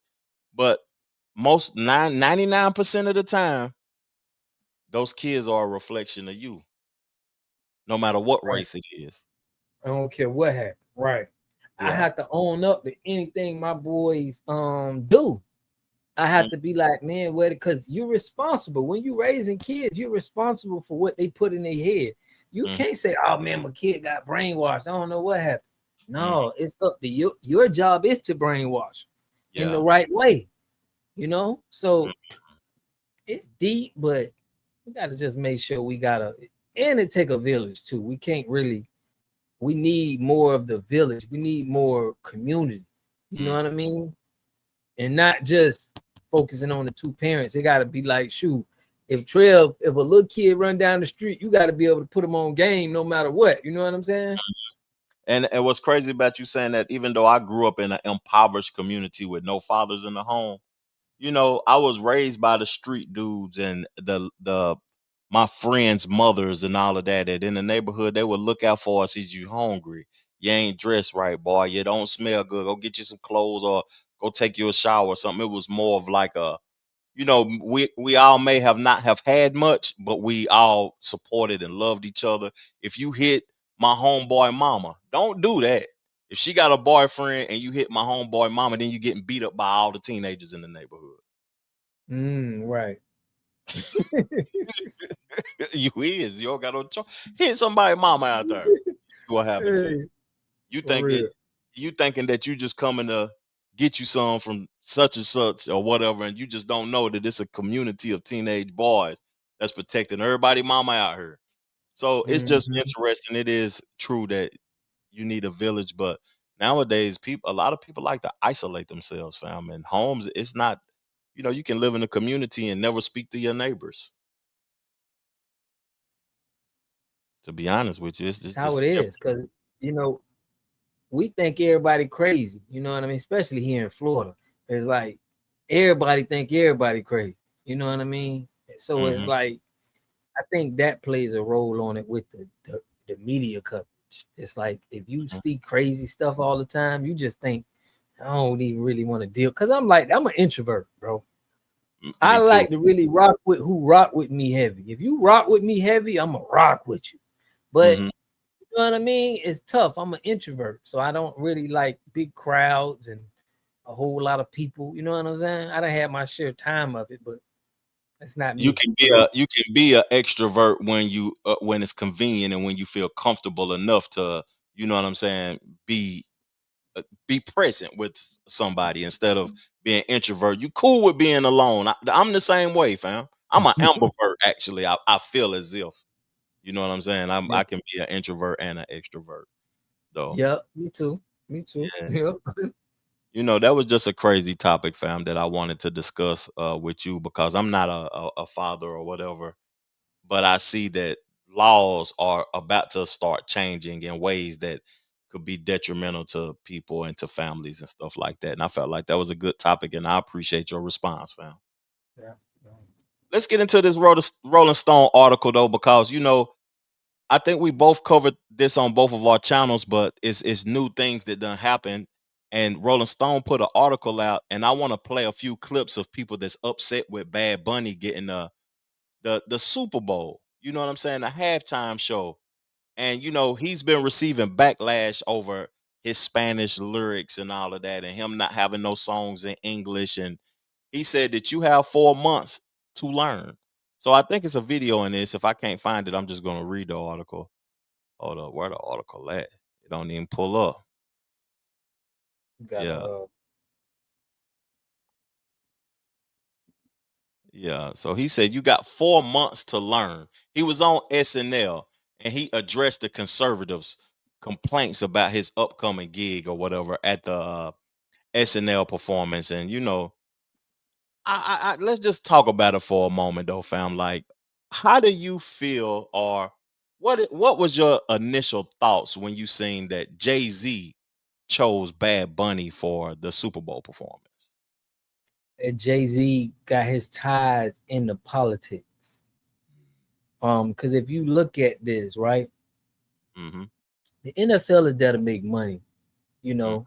So my point is, he fits with what they trying to do. I can understand the money play. You know, he is one of the, you know, popular artists right now, but he do fit that woke, you know, that Democratic left profile.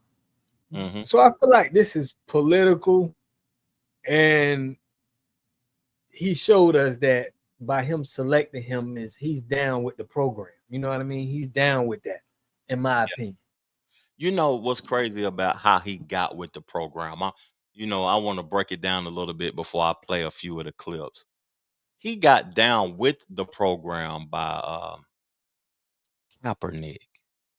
You remember when he came and he spoke for Kaepernick, and then all of a sudden he said something is we done kneeling.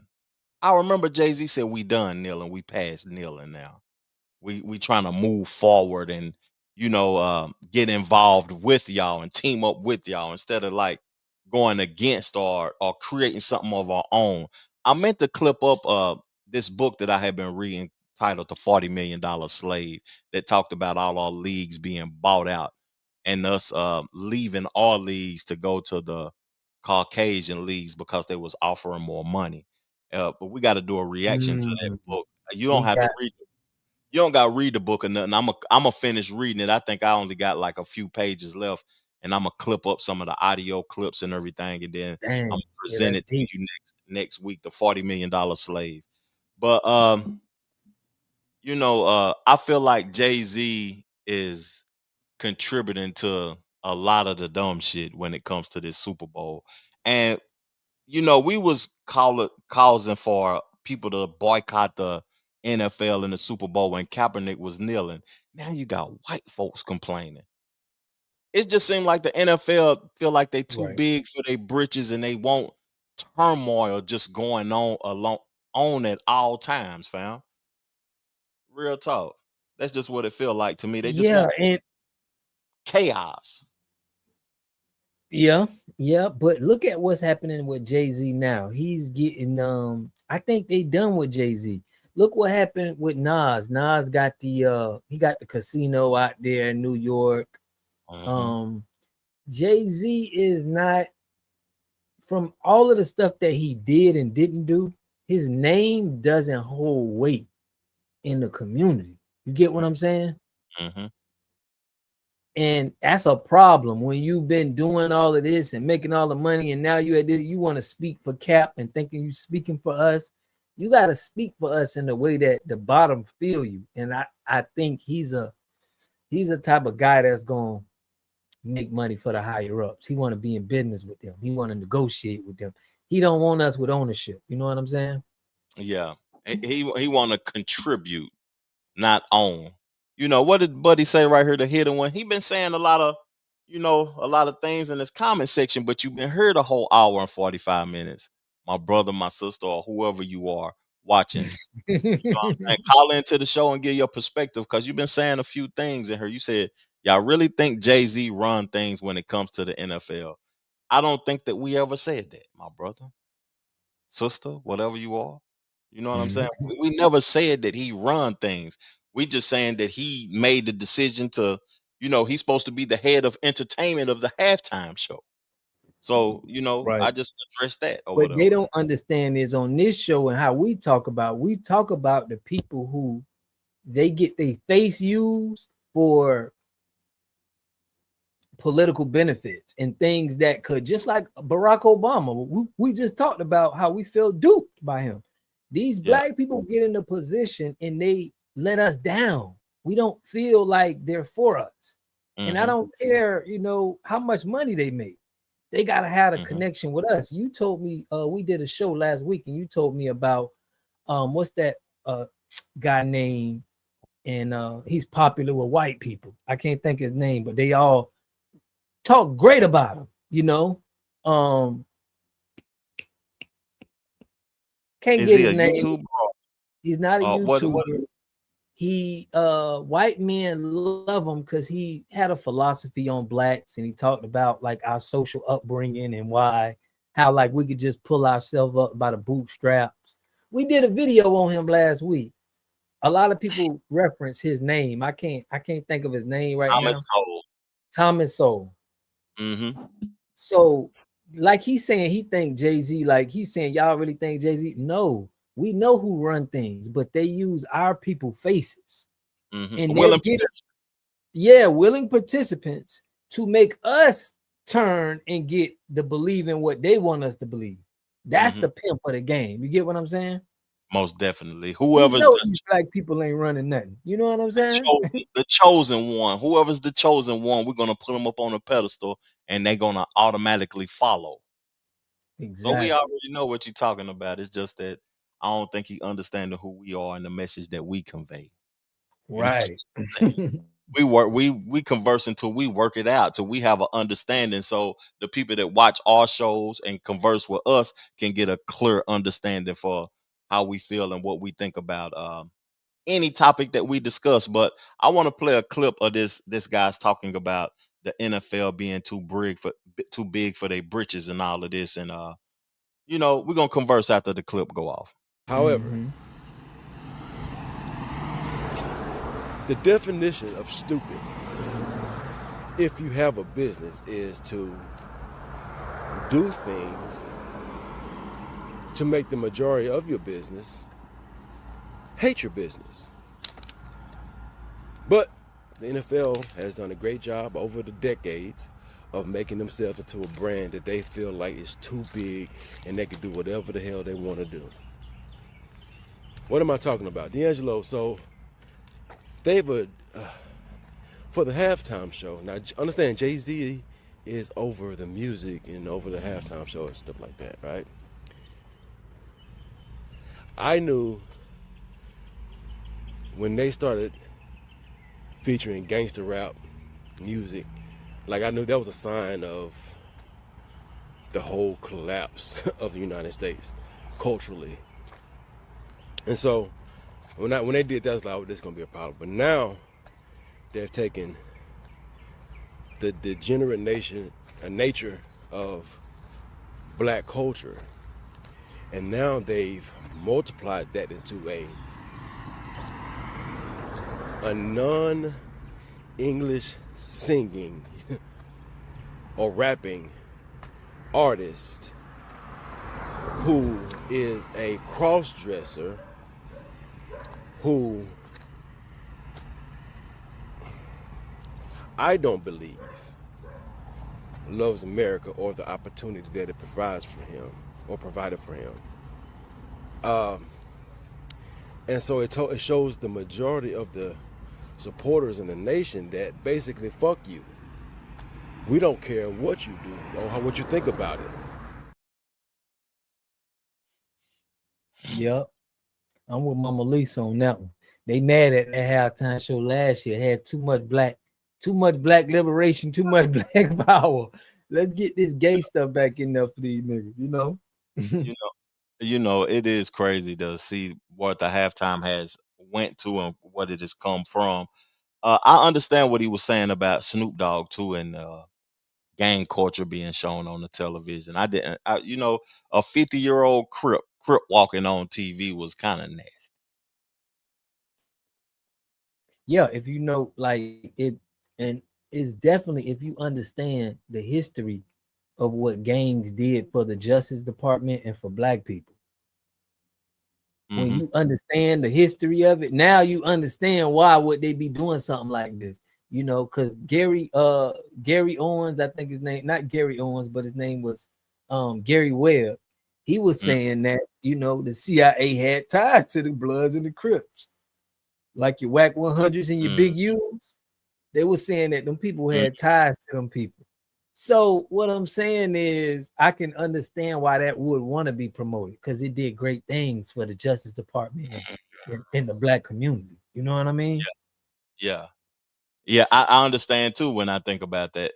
Think about how the perspective that you just gave, because they benefited from the destruction of us and the separation of us and us not unifying. That is a celebration for the higher ups and the people that is invested in the debauchery and the foolishness. Let me read what this brother has to say before I read the article, because while the clip was playing, I went and got another article of Bad Bunny addressing it because I want to see what he had to say, because I ain't seen it myself or read this article myself of what he had to say about people disgruntled of him getting the opportunity. But the hidden one said he has people behind him giving him the okay. And if you're not saying Jay-Z, say the person name who owns the NFL. The only reason I'm still here is because Mama Lisa was entertaining. Hey man, if you ain't entertained, you can go peacefully, and I appreciate your time, family. You can go peacefully, ain't no problem. We ain't hating. But I don't know the person's name who is giving Jay-Z the okay or who runs the NFL. The person who, probably we don't know that person, that individual. They don't want to be known. You know what I'm saying? And Right. Mama Lisa she was standing on business though. Salute to Mama Lisa. Real talk. Mama Lisa, man. The greatest right there. But with Jay-Z, he's basically he's trying to get us to point to the person who's the person. Like if it ain't Jay-Z running, but this is how business operates. You're not the big person stays in the cut. I'm using white and black faces to get me in different places. You get what I'm saying? And it's not for you to know who I am. I'm trying to stay discreet. It's why I got Jay-Z right here. You get what I'm saying? Yeah. Like this is the game they play. And he acts like we don't know that. Yeah. Yeah. Like, yeah, man, I don't know. Some individuals be crazy. Water. They be crazy. Markeith said Bad Bunny gender bending style isn't just fashion, it's a protest. Yeah.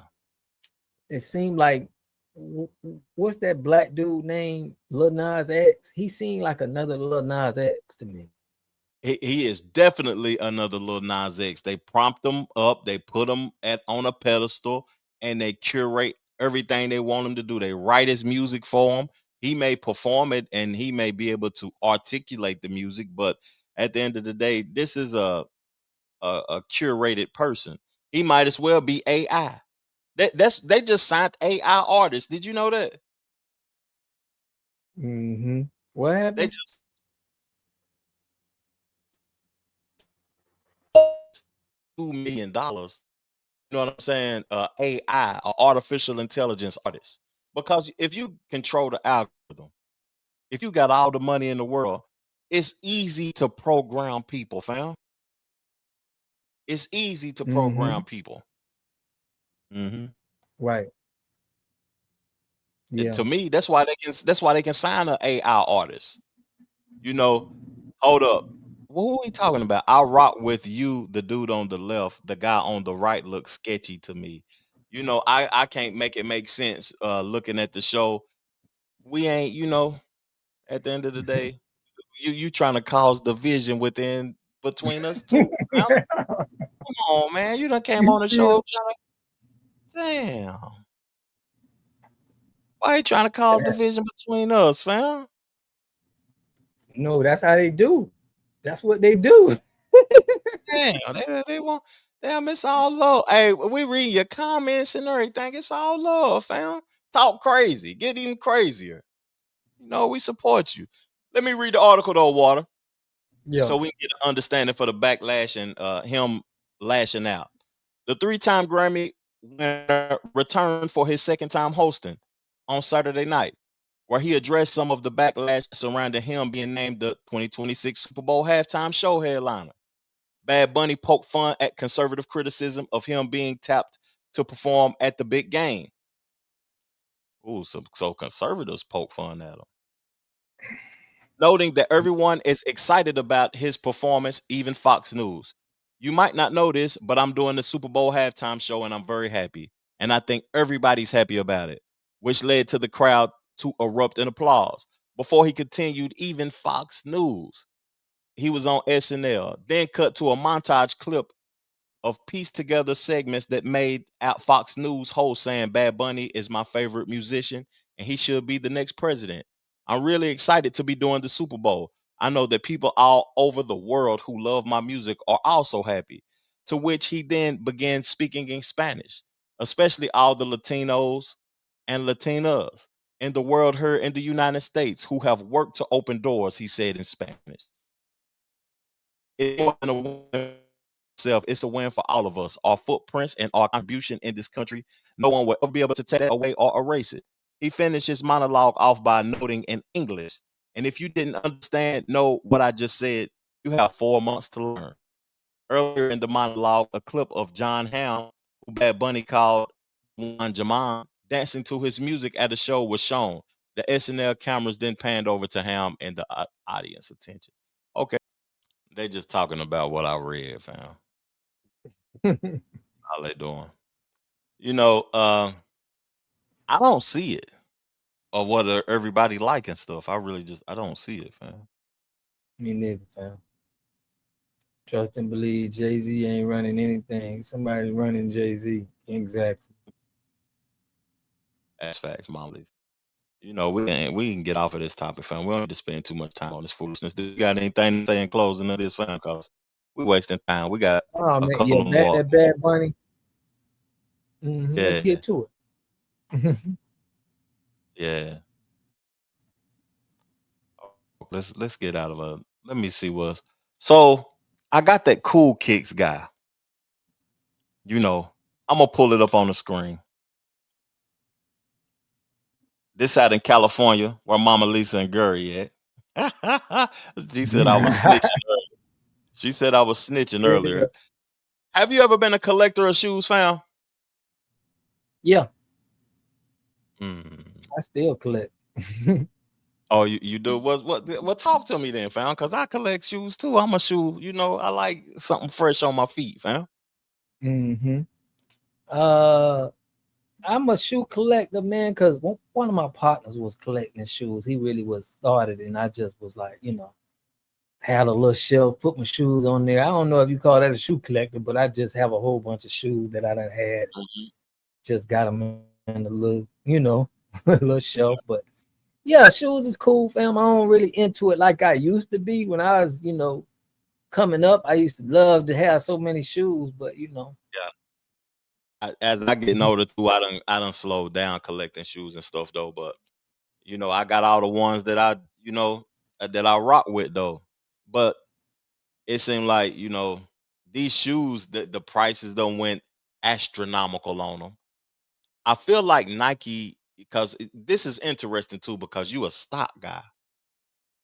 I feel like Nike hurt themselves, when they started putting out exclusives in boutiques instead of making them ready available in Finish Line, Foot Locker, and you know what I'm saying? Hey, did you notice that?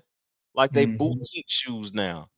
And I think that might have made their shoes more exclusive, but their stocks fell, and it gave New Balance and Saucony and other individuals the opportunity to come up, and now their stock has risen. So I want to play this. I was following this guy on his YouTube channel, Cool Kicks, and I had been aware of his content and him creating a business model that's making millions and millions of dollars. And I just want to play this clip for you and get a perspective from it, fam. Let's get to it. Popular sneaker shop, Cool Kicks, LA, this week in Santa Monica, leading to the felony arrest of owner Adil Shams. Partially captured via live stream, the raid shocked the sneaker community and sparked questions about allegedly stolen merchandise. KTLA's Chris Wolf is live in the Fairfax district with the latest. Chris. Hey, good evening, Cher and Micah. The Cool Kick store is located right here along bustling Melrose Avenue. Staffers did not want to talk to us tonight, and that is understandable. However, the company did release a statement about this criminal case. From kicks to cuffs, what is happening with a popular athletic footwear business that provides sneakers to the stars? Brand new, chat, brand new box. Cool Kicks is located along trendy Melrose Avenue in the Fairfax district. A company warehouse is located in Santa Monica, and that's where, according to the report, LP Commercial Times and counterfeit goods conducted a raid Thursday. The LAPD says officers took 4 people into custody, and records show one of them is CEO and co-founder Adil Shams. He was booked in connection with a felony charge of receiving known stolen property over $950. Shams was live streaming while auctioning off merchandise when cops closed in for the operation. Chat, I don't know what the f is happening. Did somebody swat us? Shams initially thought it was a case of swatting, a hoax in which a person calls 911 to falsely report a crime in progress. What'd you say, Water? Seems like it's pausing a little bit. As you, or is it showing clear to you? It's showing clear. It's showing crispy on my end. Go ahead. I don't know. No, if it, go ahead. Could you, Yeah. Go ahead. Could you hear it? I hear it though. Yeah. Oh yeah, as long as you can hear it, that's but your thoughts before we play it off what you saying. My thoughts is like you say, we see another person over here, and I don't got no problems with no nationalities, but to see a lot of people in our country, selling and products, and it's just a little strange right now in these times, you know what I'm saying, with us having a lot of problems with immigration, it's just, I think you got to lay low if you from another country and you around here getting money illegally. I just feel like this ain't the time for you. Yeah, and I thought that theft under $1,000 in California got overlooked. Yeah, like you don't go to jail or nothing for it, right? And they said $950 stolen shoes. But it has to be something deeper. I don't want to just automatically say he's guilty or whatever, because I got a statement before. I'm going to continue to play it, then I'm going to read his statement that he released. Let me keep playing it. I don't want to throw him under the bus because I'm not aware, but yeah, I got something to say. Let's keep playing it. At a certain progress at a certain location. But it was the real deal for this business owner, hauled away along with dozens of pairs of Nike shoes.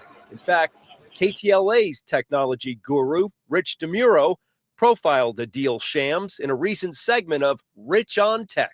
Adil Shams is CEO and co-founder of Cool Kicks, a well-known buy, sell, and trade sneaker shop. 15 years ago, I went to a yard sale, found a box of used Jordans, cleaned them up, sold them on eBay, made some money. And then ever since then, I've just been into the hobby. Okay, here's the statement. Take a look. Quote, yesterday, the LAPD impounded a small allotment of Nike sneakers that Cool Kicks purchased and received within the last 48 hours, alleging that the merchandise was stolen. The news came as a complete shock to our entire team. Neither Cool Kicks leadership nor our staff had any knowledge or reason to believe that these products were stolen. We entered into this purchase in good faith, as we always have, commit to running an honest business built on integrity and trust. It is important to clarify there have been no allegations whatsoever from law enforcement that products were counterfeit. Owner Adil Shams is scheduled to appear in court on October 23rd. You know, that's interesting because I see a lot of people go shopping there and buying kicks. I see a lot of the celebrities he gamble on YouTube though. That's interesting. Gambling on YouTube, fam. Like if you hit the shot or whatever, it's $1,000, or you got to buy the shoes and all of that old type of stuff. Gambling is illegal. You know, Watergate TV. Trevor can't keep a secret. That ain't no cap neither, Mom. I'm telling. I'm telling, Mom. You know what I'm saying? But I just now look, like, things been crazier since I don't know what year it happened, but purses and fake belts and fake Jordans, all you trying to sell that fake stuff, it ain't happening nowadays. How you feel about that? I feel like, I don't like that stuff anyway, though. But that was another, like, I feel like all the hustles is over. The street hustle is dead. I remember we used to have a DVD man, that's dead. You used to have a bootleg Air Force One man, that's dead. All the bootleg games is over with now. And I think that was something that is they tried to, I don't know who they is, but I feel like it was some sort of structure to get the hustle game away. You gotta get out here and work now, or you gotta create something of substance.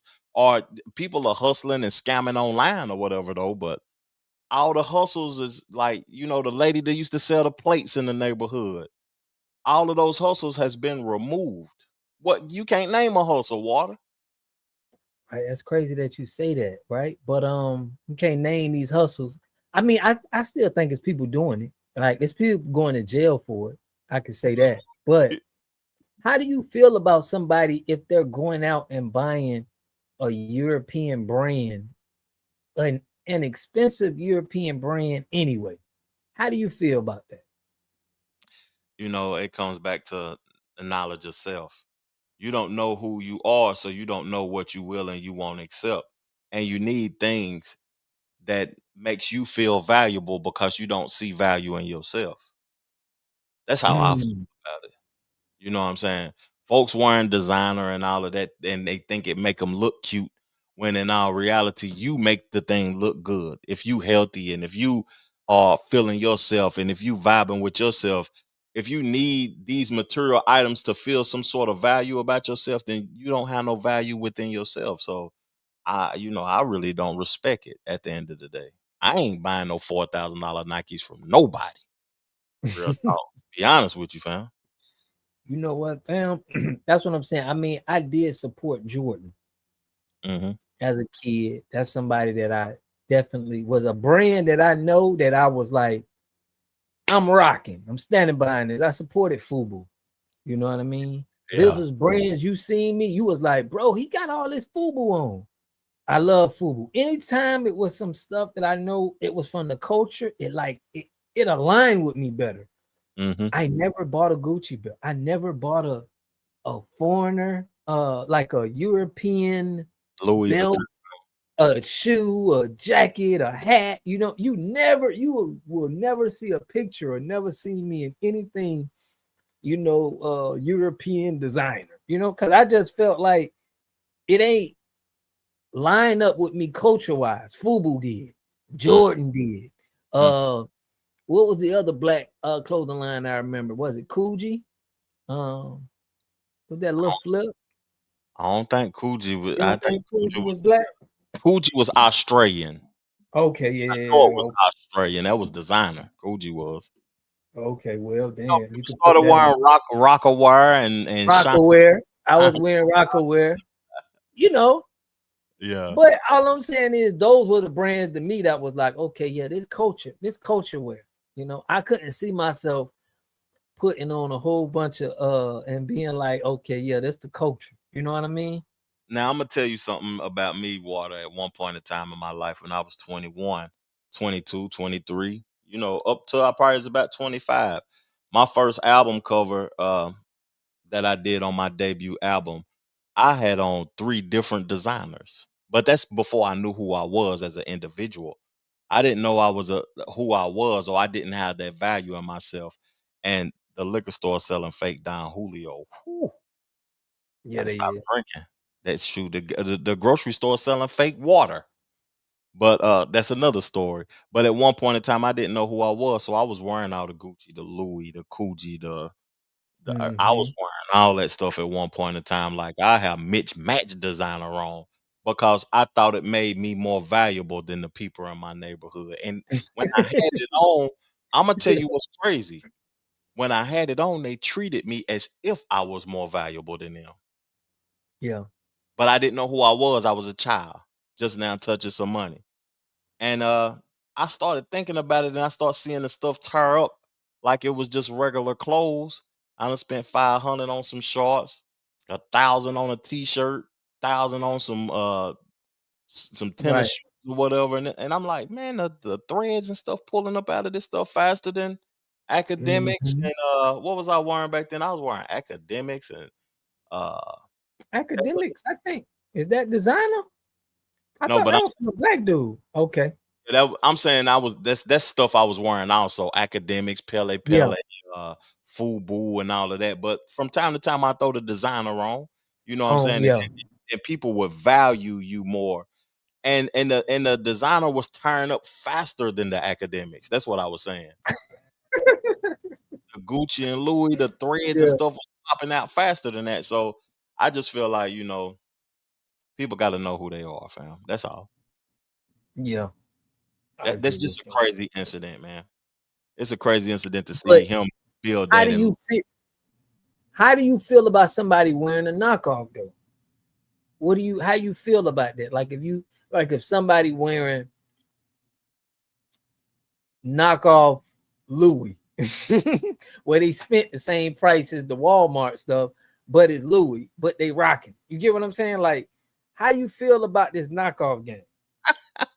I feel like that's just as fake. That's fake.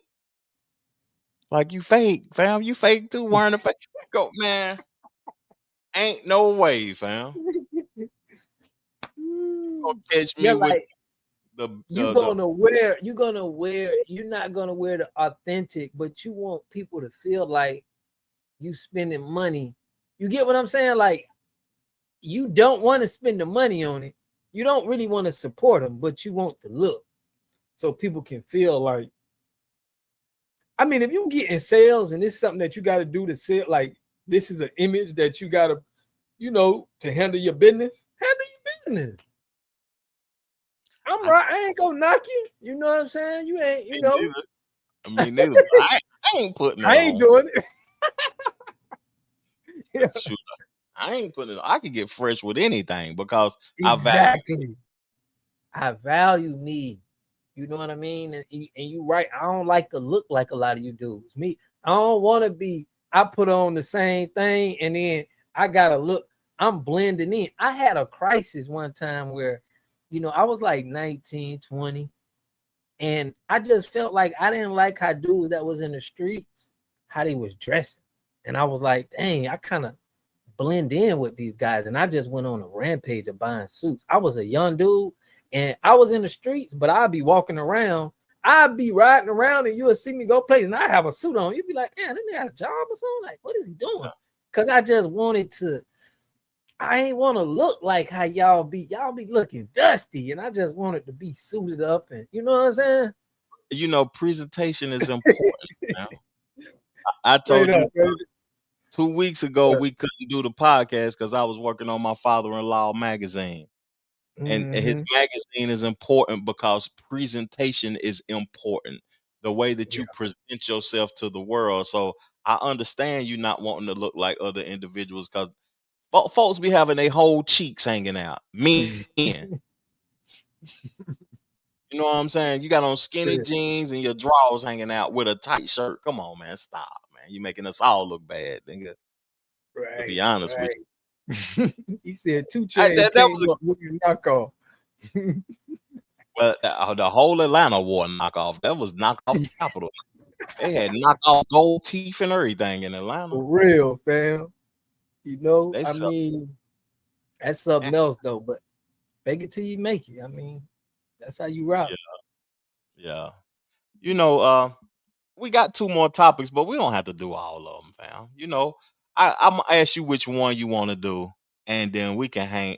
We actually got 3 more, but I don't want us to be on here for 3 hours. I got the National Guard of Memphis, and I want to ask the chat which one y'all want to discuss too before we get up out of here.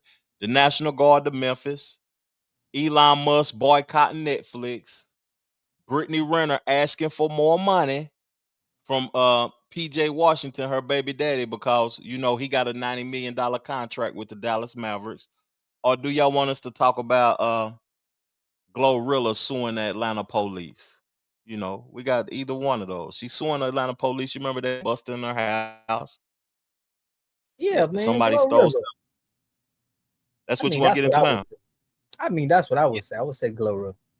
We can do 2 more then. Let's do 2 more topics. That's your home girl too, man. That's your home girl. She decent. Let's play the clip. Grammy-nominated rapper Glorilla is speaking out about her arrest following a home invasion back in July. Suspects broke into her Atlanta area home, stealing more than $700,000 worth of jewelry and other items. Her brother and sister called police, but officers arrested Glorilla, real name Gloria, after police say they found a significant amount of marijuana in her home, charging her with felony possession. I feel like me and my brother and sister, we were victims in this situation, but somehow they're trying to paint us out to be suspects, and I just feel like that's all the way wrong. You have to think about not only the effect to Gloria and her family, but also to folks who see what happened here. Well, the most egregious part is that there seems to be no movement whatsoever in this home invasion, but rather within 24 hours there were warrants for her arrest. The Forsyth Sheriff's Office said the home invasion and burglary remains under investigation. Glorilla's legal team is considering their own investigation. Glorilla had that pack in there, huh? Think about that though. You call the police on somebody breaking in your house, and you dirty in your house.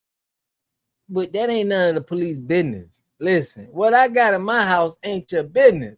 You supposed to be looking at for them people who done broke in and trying to rob me. What I got stashed in here is none of your business. Right or wrong? That's facts. But it's you like, can't. I didn't call you to come search me and go think I got dope. What do you mean? I wouldn't have called you. You feel me? If I would have known you did this, I wouldn't even called you, man. That's facts. That's facts. Damn. But you can't be slipping though. Right. No, you can't be slipping. I had a homeboy that happened to. He got robbed. He got home invaded for real. Yeah. Blood gushing out his head. The police came there. He got still sat in. He got a charge. So salute, mom. I mean, I still don't feel like you need to be charging people though when they call the police for help and you got to do an investigation on them. I don't like that, fam. You get what I'm saying? Yeah, it is wrong though. That is, I feel like that's wrong, and it should be some justice, or the case should be thrown out or whatever, because that was unnecessary. I called you to my house to protect me. Now you arresting me. That is some gangster shit. But I still feel like don't call them to your house if you slipping. Right, but think about it like this, you know. Yeah. Well, think about it like this. Would you be mad if them people called you? Let's say you had to call them people, right?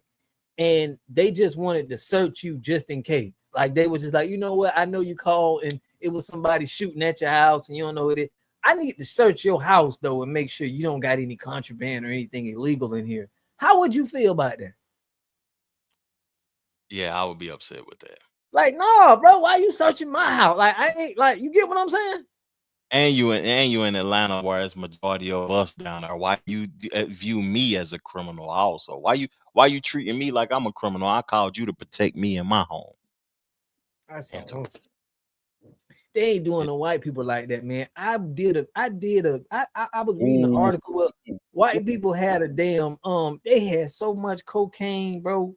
They was doing a urine test, not a urine test, but a test on the sewer on all of their and they tested and it was like the highest amount of cocaine in the damn world. Yeah. As far as cocaine in people's bodies. Can you believe they ain't going in them people's houses and talking about none of this and none of that? What they not supposed to have, you know? They ain't even concerned. They letting it slide. They got the stuff and they just letting it slide. They letting the whole situation, you know what I mean, just go over their head. For real. We're gonna since we went to Memphis with Glorilla, we're gonna play the National Guard in Memphis and react to that also, because this National Guard conversation, we talked about it a little bit, but it's very interesting that the feds just stopped Trump from sending the National Guard to Portland. He talked about sending them to Chicago. He talking about sending the National Guard against the U.S. citizens all over the place to all the Democratic cities. But I'm gonna read Mama Lisa a comment, and I think she's talking to you. She said, "Water God, I had those brands as well, and bought them for my son. The problem is we don't support one another. More about this fake water. I haven't heard about that. Oh, you gotta pay attention to the water when you buy it, because I got spring water right here. I know this water horrible, but this is Publix natural spring water. It don't taste like it though. Right. I just had I What it just tastes got like? toilet water. That's what it tastes like. Right. And then it's hard to go to the store. It's hard to go to the store and buy some good water, fam, to be honest with you. I'm telling you. You're getting it I'm in a telling glass you. bottle or something. Getting in a glass bottle, I can respect that, but anything else, it's sketchy, man. It ain't good. But yeah, Mama Lisa, I'm with you with that. But I forget what I was gonna say. You was talking about Memphis. Yeah, the National Guard coming to Memphis. They must don't got the pull like Portland and Chicago got. I don't know. I think Memphis is a location that is very pivotal to American distribution, because it's the middle of the country. You can get to Cali quick. You can get to New York quick. You can get to Florida quick. You can get to, it's direct smack middle of the United States. So I think that, they trying to take the land and utilize it. Get the criminals off the street. We can easily access this land. That's another conversation, like what we was talking about Israel and Hamas. So, that's just my assumption. I ain't saying that that's what they trying to do, because they might be promoting it as they fighting against crime. But this is a location they can utilize. I'm glad you said that, fighting against crime, because what we know about them with the war on drugs, that fight against crime have different agendas. This is what I think it is, family. I think that crime is going down as far as black people. We been getting bashed over our head and getting hit in these court systems that you a fool if you think you finna be out here doing crime and you ain't finna get bammed. Unless you be a snitch and work for the government. I just think black people are starting to wake up and understand that they could be doing stuff that ain't got to do with crime. Because the statistic of crime is down, but they market it like we just, we are animals. You get what I'm saying in the streets? I'm gonna tell you something, Water. I ain't saying I disagree with you. Right. But I think that the statistics is the Democrats trying to keep their place in power and office. Could be, yeah. I get what you're saying. They could be playing with the stats. I think they playing with the stats so they can maintain their power. But I feel like, from what I heard, it was just a shooting yesterday at a South Carolina HBCU. 3 kids got shot at a concert. It ain't even in the news yet, but I know because I'm located close to it. You know what I'm saying?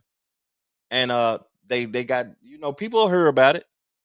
3 kids got killed at a HBCU yesterday in South Carolina. The crime, man, is so unbearable right now that I'm lost in the soy sauce. I think it's the financial structure and people struggling is why the crime is so high. I think people are just fighting for their next meal, man. I can't even go to the grocery store without spending $100 on nothing. But how do you gauge crime is high? Like, what do you bring that off of? For you to feel like, man, crime is crazy right now, it's out of control.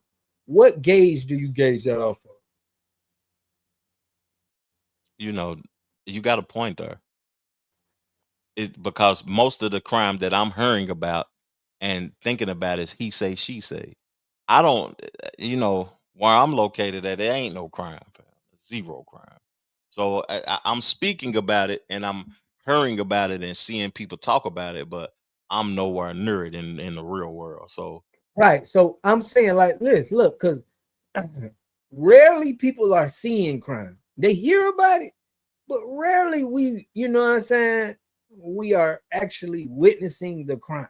You know what I'm saying? So for people to say, man, crimes is so crazy right now out in the world, are we speaking from something that we're seeing, or are we speaking from something that we hearing? You get what I'm saying? They got us programmed, fam, or they got me programmed. I'm gonna say that because the promotion of crime, the promotion of these people on these platforms speaking about black fatigue, the promotion of Chicago, Memphis, and the stuff that they saying is going on in these places. I remember when they was talking about Jacksonville a few years ago and people smoking on ops and all of this old stuff. It's the promotion of it, but it's not in our face like that, though. That's what I think. Let's play the video, Water, and then continue the conversation. Because this is a good one.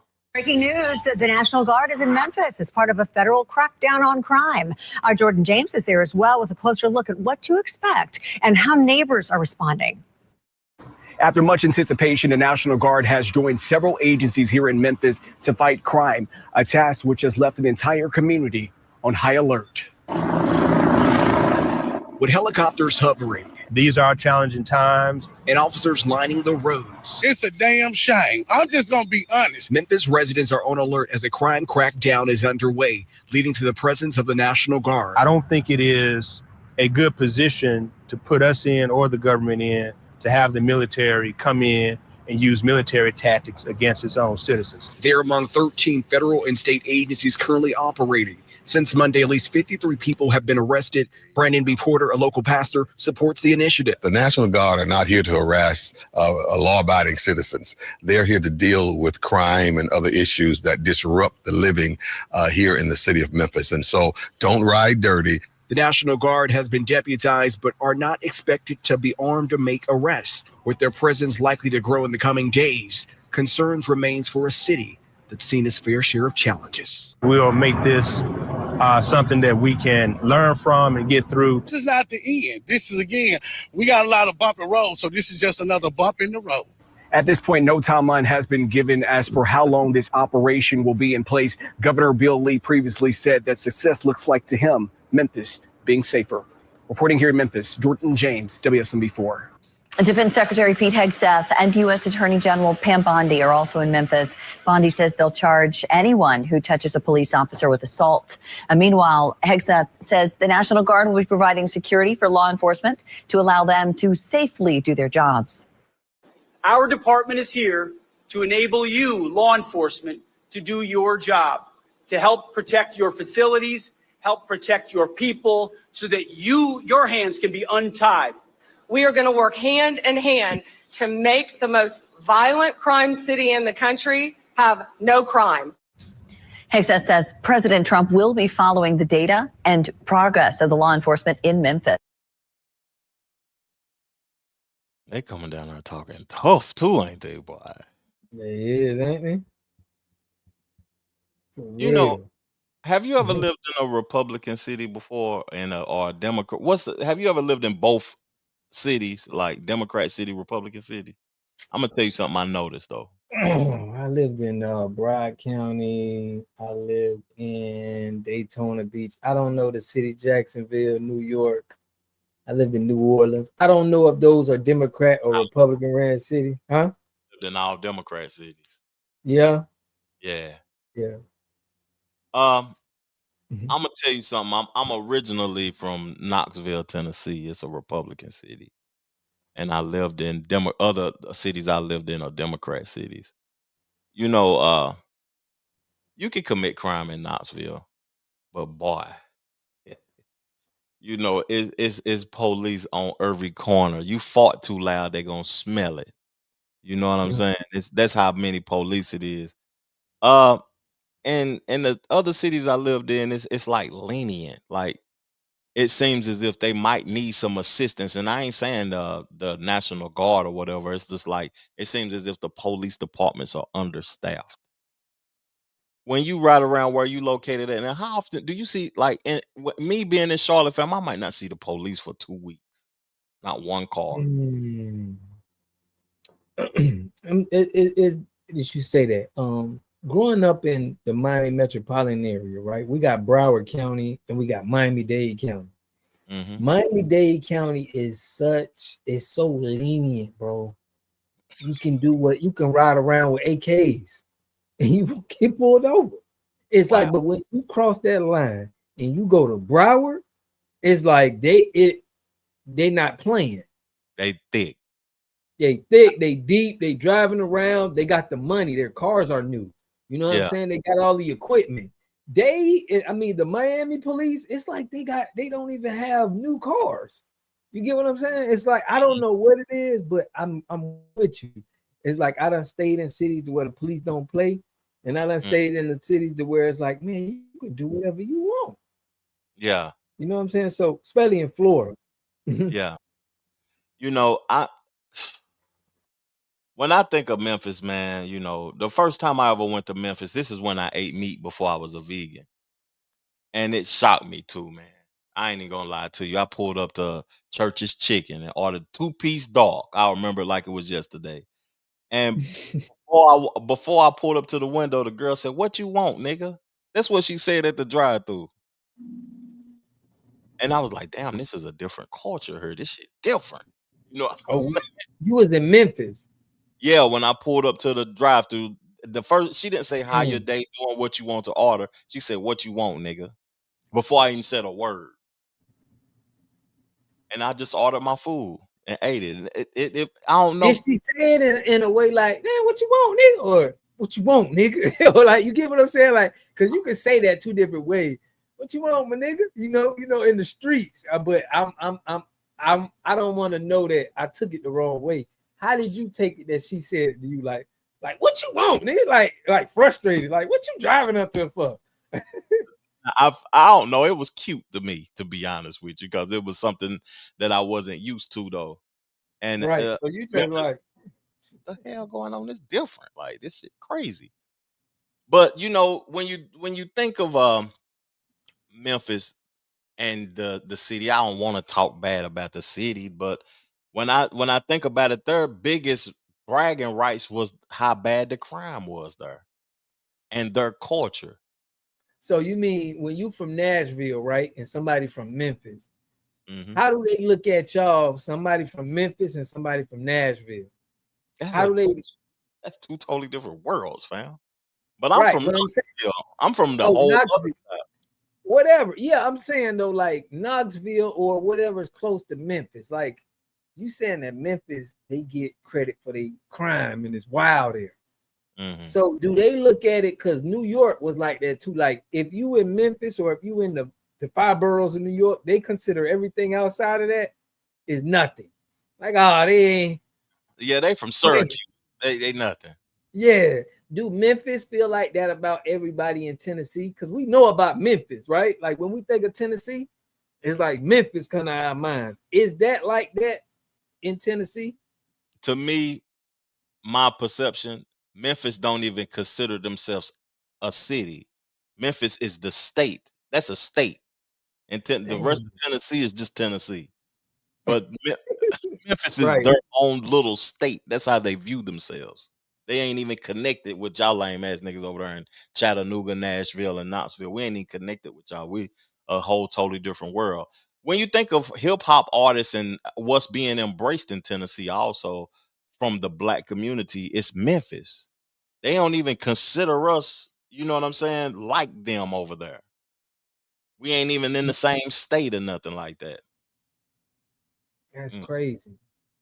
That's crazy. Yeah, but I just feel like, you know,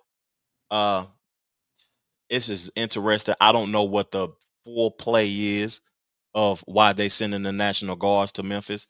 I know Memphis is super crime ridden, but it's something going on because I heard Elon Musk is investing billions of dollars into Memphis also, and he's bringing like Starlink and his links and stuff down there, his technology and his, you know, he bringing stuff down there, and I feel like it's a neutral area, and it could be bigger than just getting crime. You know it's a Memphis. You know it's a Memphis over there in Africa, right? Mm-hmm. It's a Memphis. They tried to duplicate our Mississippi River. What do we call that? The Nile. What they say that's the Nile over there. But if you look in the book, our Mississippi River actually explains everything that the Nile is. Mm-hmm. I be covering this on my show where I tell people that this might be the ancient land. You know what I mean? I got a partner that told me that was the original Nile River, and Memphis is the original Egypt because that's exactly. Yeah. I don't want to get too deep into it. I know that ain't the subject, but we got to touch back on that on another show, man. Most definitely, man. Most definitely. I feel like we had a good show tonight, Water. We don't have to keep going. Oh, of course. Most definitely. Of course, man. Salute to Mama Lisa, man, and everybody that called in. It was a great time. We talked about some good topics right there.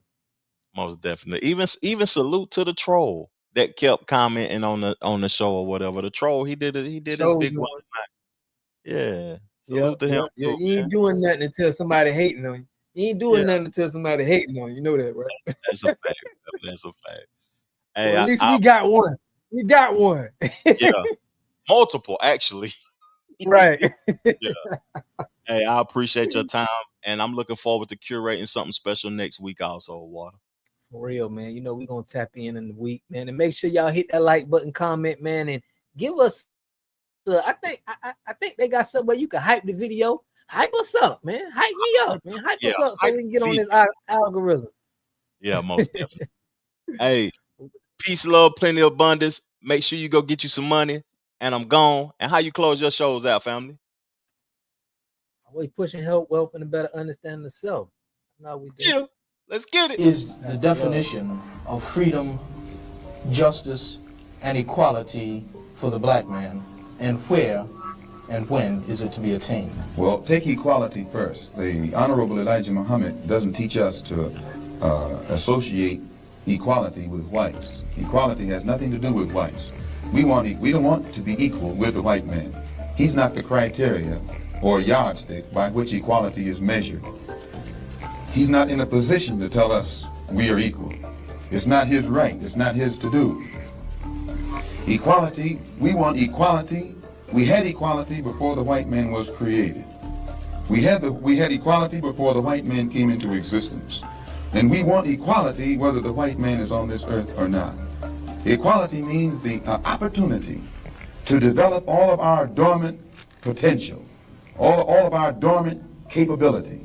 And in developing this dormant capability, the right and the ability to stand on this earth on some land of our own and bring about a civilization and a society in which we will be completely independent, complete freedom to take care of the needs, to take care of the wants and the likes and the dislikes of our people, to establish our own nation.